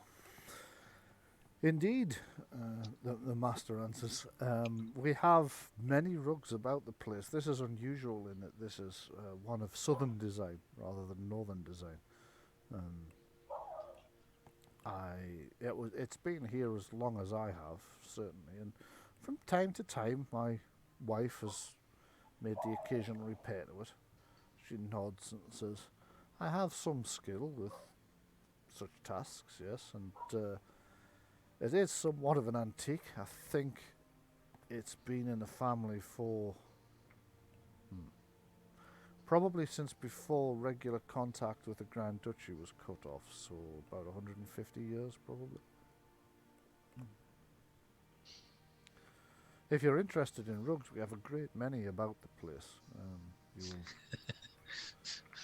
You'll notice that these cold stone floors in the winter here in this valley, it gets cold here, so rugs are useful.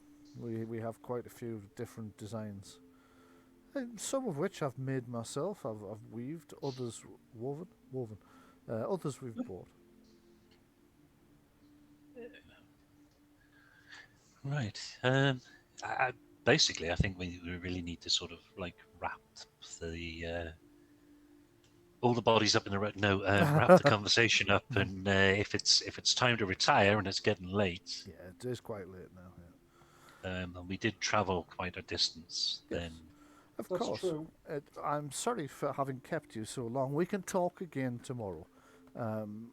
Weasel, would you be so kind as to show Sir Callan to the guest rooms, please? Yeah, Weasel. yes, madam.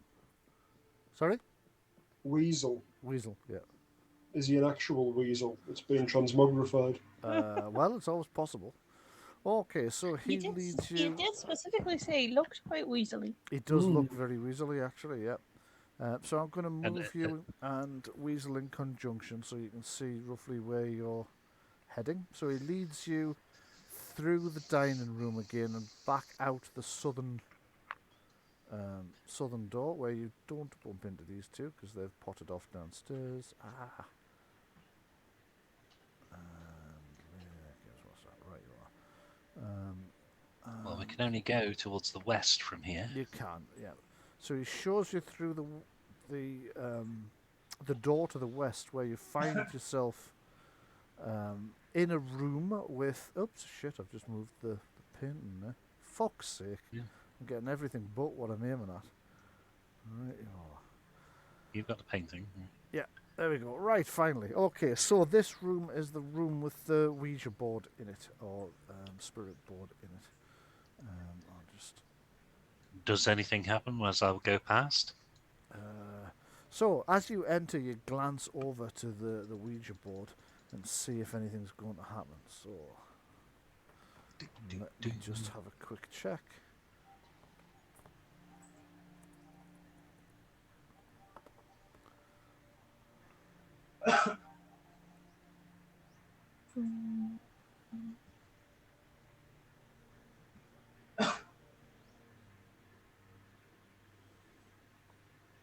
Good evening. That's interesting. Is this because you're a relative? And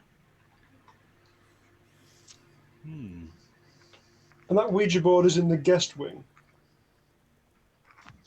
That may be something to come back and look at later. Says good evening.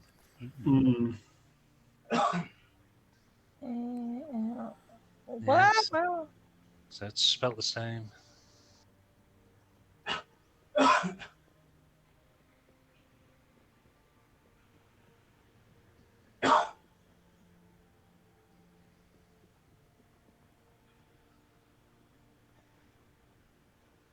Yeah.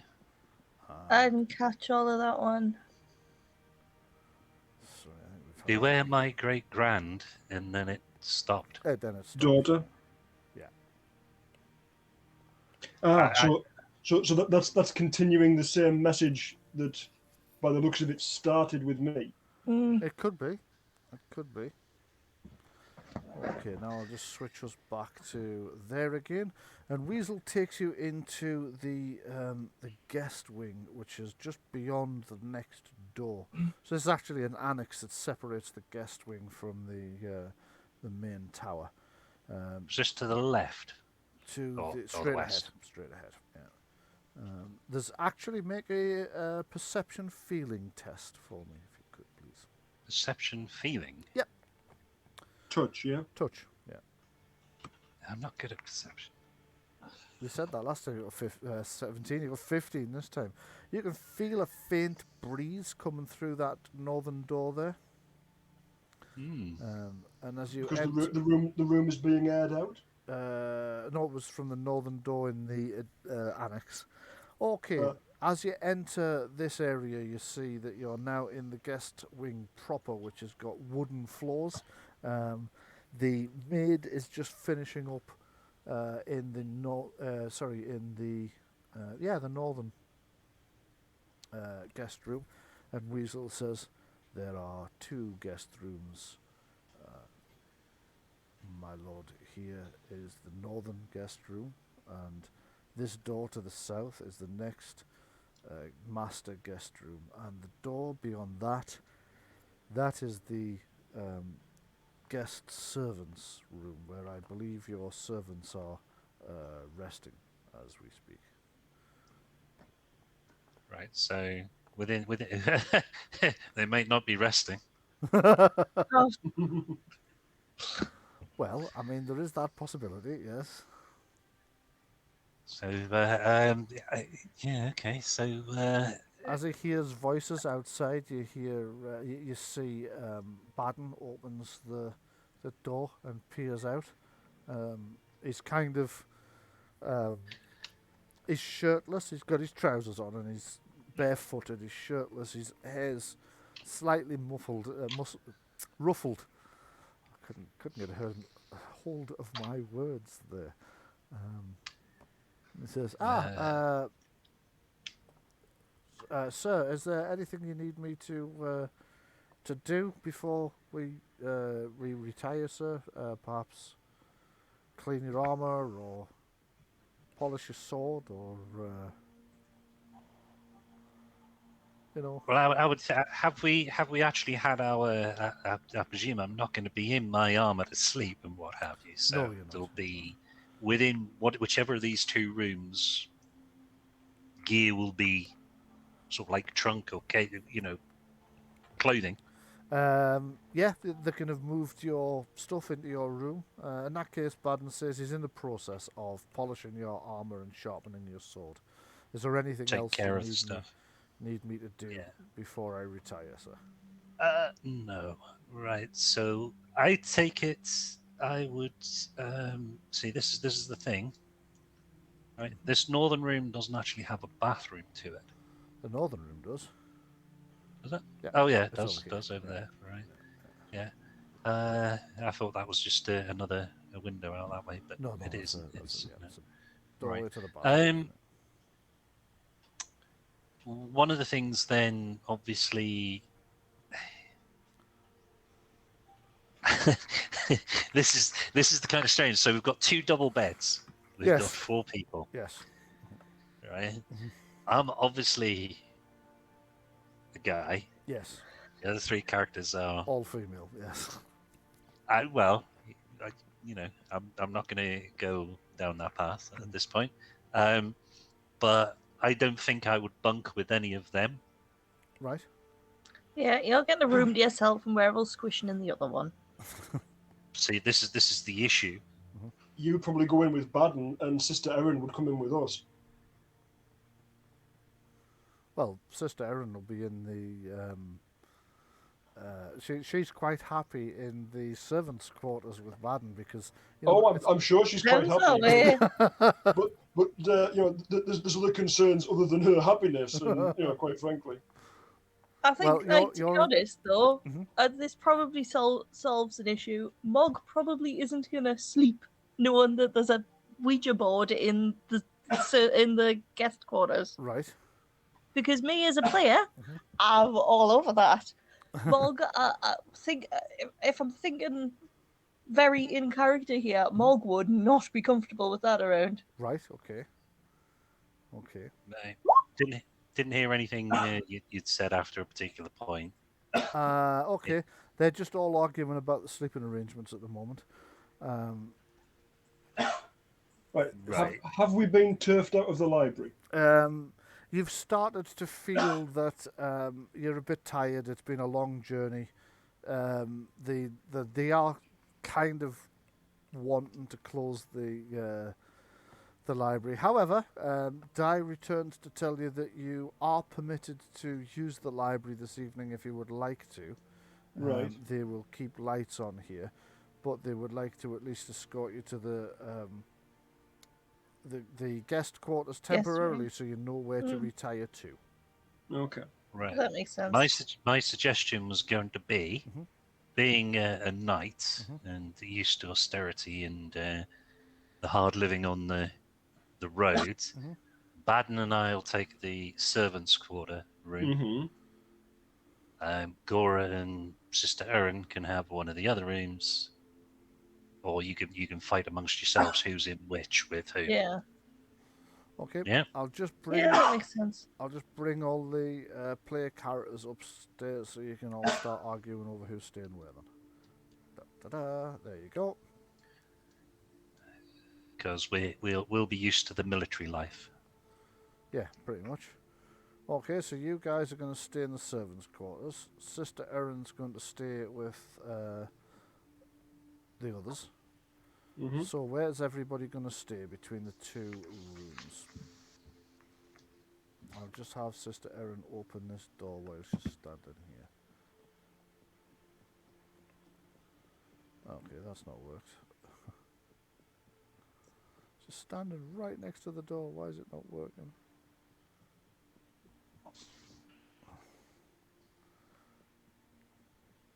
That's the second time today door knock has failed, isn't it?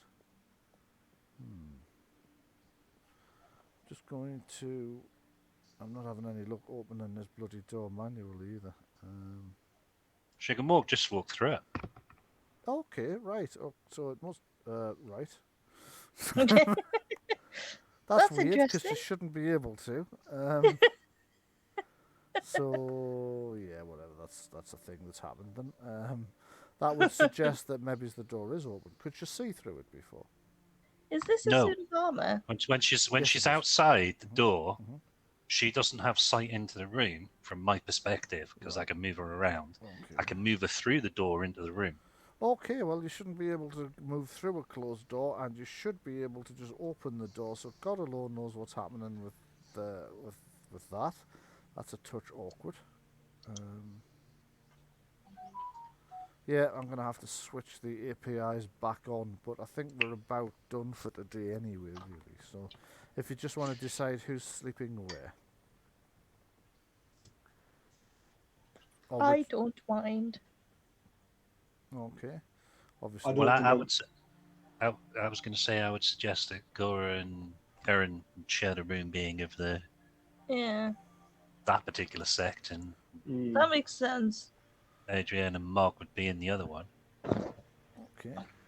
Actually, I am going to have to switch that on because I can't get the damn door open any other way. So just give me a second. I'm going to have to go out and reactivate the... I suspect it was the double letter in the message that you got sent that broke the APIs. So let me just have a look. That has happened once before during testing.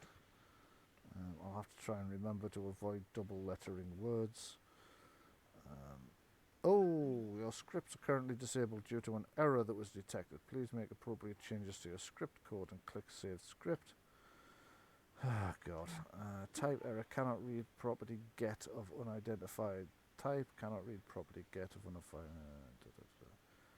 It was the planchette, yeah. Okay, so I'm going to try restarting the scripts. That should fix it now.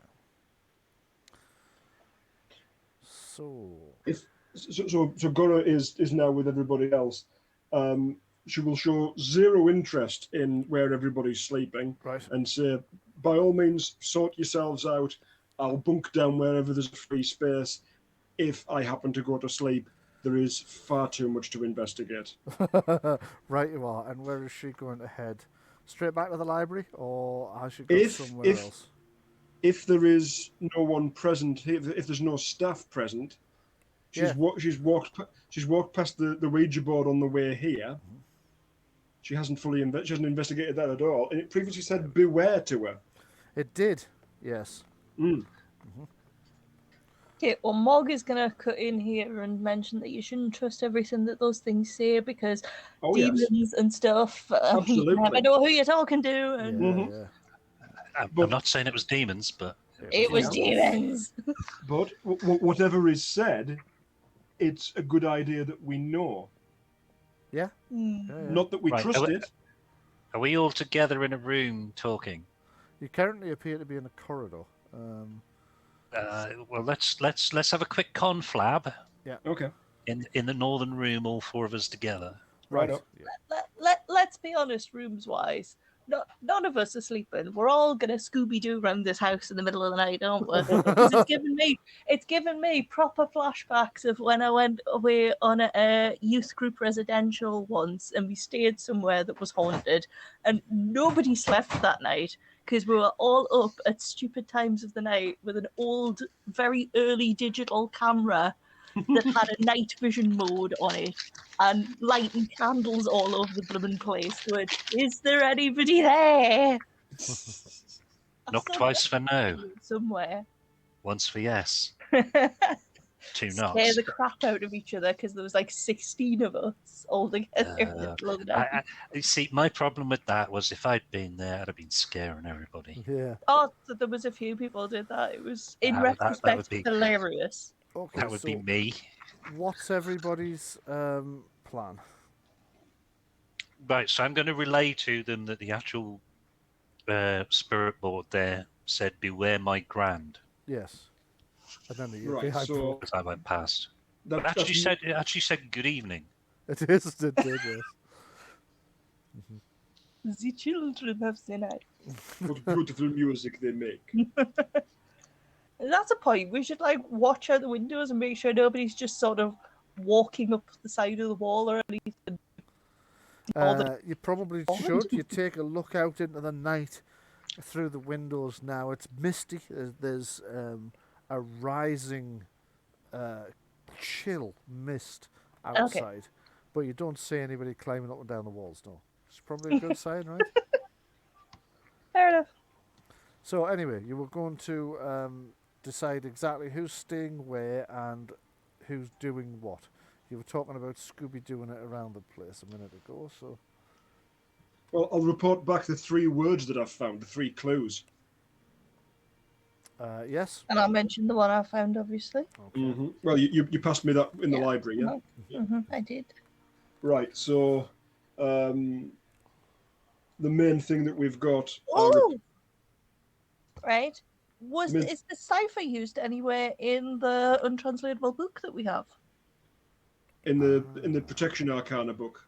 Was it the Protection Arcana one? I can't remember. I just remember we had a book that we couldn't for a while translate.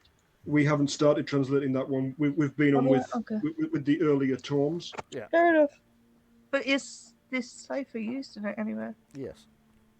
It is. Yeah. My goodness. There are sections of it that's written in that cipher, so the target number for decoding that book will drop once you've cracked the cipher. Okay, nice one. So what is the significance of the words? And is there any identifying order to the words? Not that you've noticed, if that was a question for me. It was, yes. Yeah, not that you've noticed. No. Okay, so what's the connection? Fire, quill, basket, chain. Is that a question for me or the players? That is to the other characters.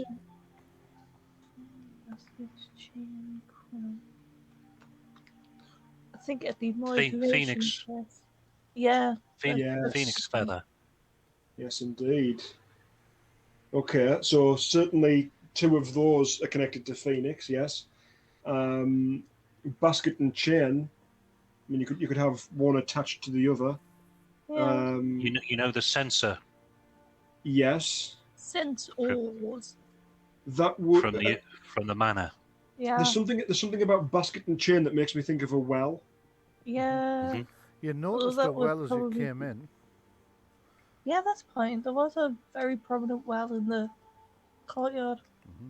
I mean, that would generally have like a bucket attached to a rope. Hmm. But if there was something else down there, perhaps. That's a point, actually. If there is something down underneath, Yeah, the well would probably lead there as well. It may very well be blocked off. if that's not blocked, ooh. Mm. Do you want me to go down and have a look? At some point, yes. I do recommend sticking together. We've had a warning twice to be aware of something. Oh my gosh, am I going to be the thing climbing up and down the walls? You might be. You have become the thing you hate. Some nerdy what was he? Hang on a second, hang on. House cellar in a tower somewhere. It's just like, how odd. Just before you go any further, can I make a quick question? Are your servants in with you at the moment, or have you sent them off to retire? No, Sean did say specifically the 4 of us, so they'll be aware getting up to each other. You've got no evidence that there's anything going on between the pair of them, but you do have evidence that He's both just of them... polishing swords with his shirt off, is he? We have no evidence there's anything going on, works. but we do have massive suspicions. You do have massive suspicions. You've certainly caught them eyeing one another, but whether or not it's gone any further, you don't know. Who, what, where, when? What are we suspicious about? The Oh, you sound I basket and well was the last part I was Oh my in. God! The Right. servants. Okay. The only other thing we've talked about is gossip regarding Baden and Erin. We're just in here giggling about what they might be getting up to because we're a mature cleric, artist, knight, and mage. Right. Well, Okay. So yeah, and on that score, it's basically fairly obvious what's yes, going on there. let's go and investigate this Ouija board. It's the closest thing. It's reaching out to us. Let's at least find out what it is that it's trying to say. Because if it said "beware" to me and it said "beware of my grand" to you, that's I wanna two of check us who've something had first. a partial message. I want to Right. check something first that I should have checked before we started talking in this room. I want to make sure, like, are there any paintings or anything on the walls here? Nothing with the eyes cut out. Are the walls full? Do you know there aren't any paintings with their eyes cut out? No, there aren't any Okay. paintings here, but you can make a search. Gorra tells you that they checked it earlier. Magically speaking, Yeah, but they're not me. Yes. Magically go ahead and make a speaking, check. am I aware of that spell that can look into a given area, like a CCTV camera? Clairvoyance. Simon. Give me Trying. a arcane law roll, please. Okay, Mog's made a more thorough check of this suite, and Mog is convinced and happy that there is nothing here to worry about. Okay. There's somebody on the floor below with a glass up to the. But yeah, as far as hidden doorways, hidden listening tubes, hidden eyes in paintings, nothing like that. You can't find anything. You can't find trapdoors under the rug. You can't find trapdoors under the bed. There doesn't appear to be anything there. No. Right. One thing I was going to say. I'll be back in a minute. 2 seconds. Okay. Okay. Yes, one I have thing to you were going wait to then. say. Go ahead. Oh, right. Okay. No, this is important. This is for so there's a well Yes. and it goes down. Yeah. Yeah, we had this discussion, I think, when your sound was out. Yeah. Right. So that's a possible entrance. Yes. Yeah. Yeah, Mog was talking about maybe he's using our spider climb Spider-Man, ability to go Spider-Man. down and take a And closer look. possibly my fish mark as well. And your fish mark as well, yeah. Spiderfish. Go Spiderfish. straight down to the bottom layer of the dungeon that I haven't fucking mapped yet. The only part of the whole the whole 9-level tower and dungeons. They don't like it up 'em. I'm back. Hello. Okay. Yeah. So we're talking spiderfish in the well. Yes. Yeah, I can't do the well yet because Brian hasn't made the map. I will. All right. Okay. Fear not, I will have it done by next week. Definitely. Okay. Now that I know that that's one of the things, because I figured I did think it's Scooby-Doo around the place in the night. Admittedly, Absolutely. didn't occur to me that you might go straight down the well and therefore arrive at the very bottom level of the dungeon, which is the only part of the entire complex I haven't completed. Well, I was gonna say that's probably not the rabbit hole we want to go down at this point. Yeah. I think Um, Scooby doing the place first makes sense. I think. I mean, walking around on the boards outside, Mhm. as it were, up and down this corridor here, on the wooden floor, is any of it creaky? On the corridor out here, yeah, it's a little bit creaky. Between the rooms and what have you. Yeah, it's creaky enough that a Knight in dexterity armour? check. A knight in armor is definitely going to be hearable, but obviously I would allow stealth checks. The other thing is, I hold Could on. take the armor off. What's going on? Well, that was basically the idea for when we go to sleep. Yeah. Is I've lost connection to my character effectively. Can't move me. Okay, let me just see if there's any reason for that at this end.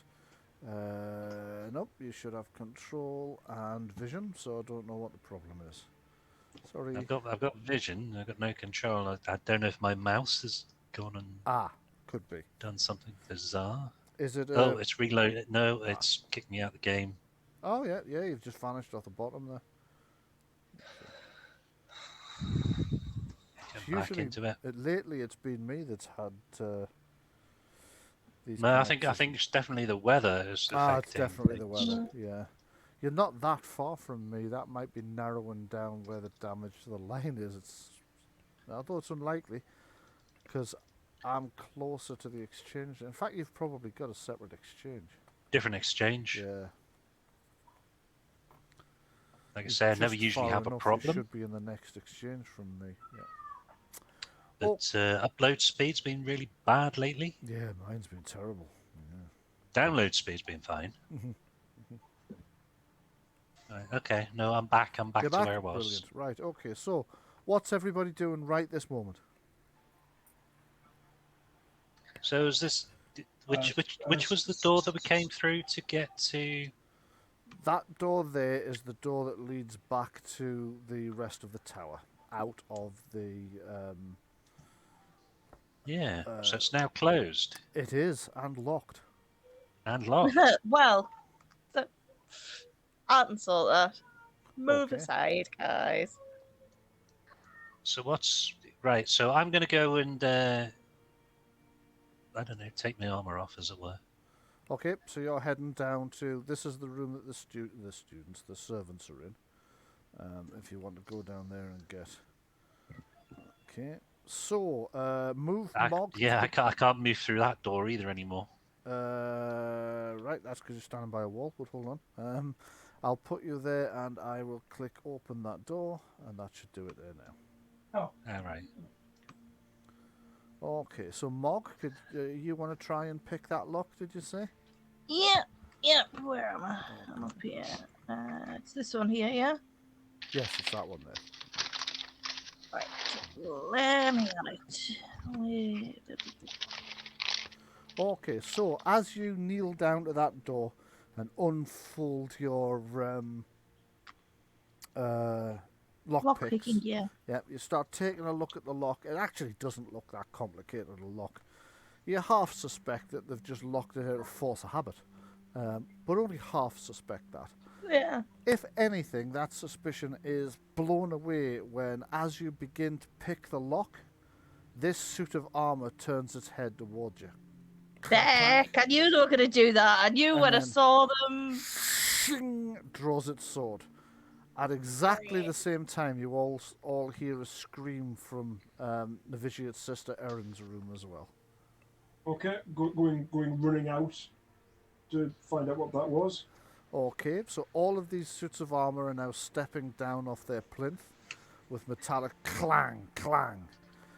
You're running out into there to see the suits of armour are now animating. Novitiate's sister Erin, who's only half dressed and was clearly preparing for bed, comes bursting out that door and goes, "Ah, the carpet! Oh shit!" As she sees the armour coming towards her and freezes, because now she's looking at the suits of armour in terror. She's looking behind her in terror. She's trapped. Carpet? Okay, shouting down to Kellen. Kellen, order them to stop. And on that note, we'll leave it till next week and see if that works then. So, we're leaving you with some kind of carpet problem in Sister Erin's room that drove her out into the passageway. We're leaving you in a locked area that shouldn't be locked, and all of the suits of armour have suddenly come to life. And next week, we'll find out exactly what that might mean for all of you. So thank you very much for joining us to listen to the show. Hope you've enjoyed it. Next week's pace is going to be considerably faster than this week's pace as the player characters attempt to escape the deadly trap of the animated armour and whatever the carpet problem is. See you all next week. Do stay safe, take care, and from us, good night.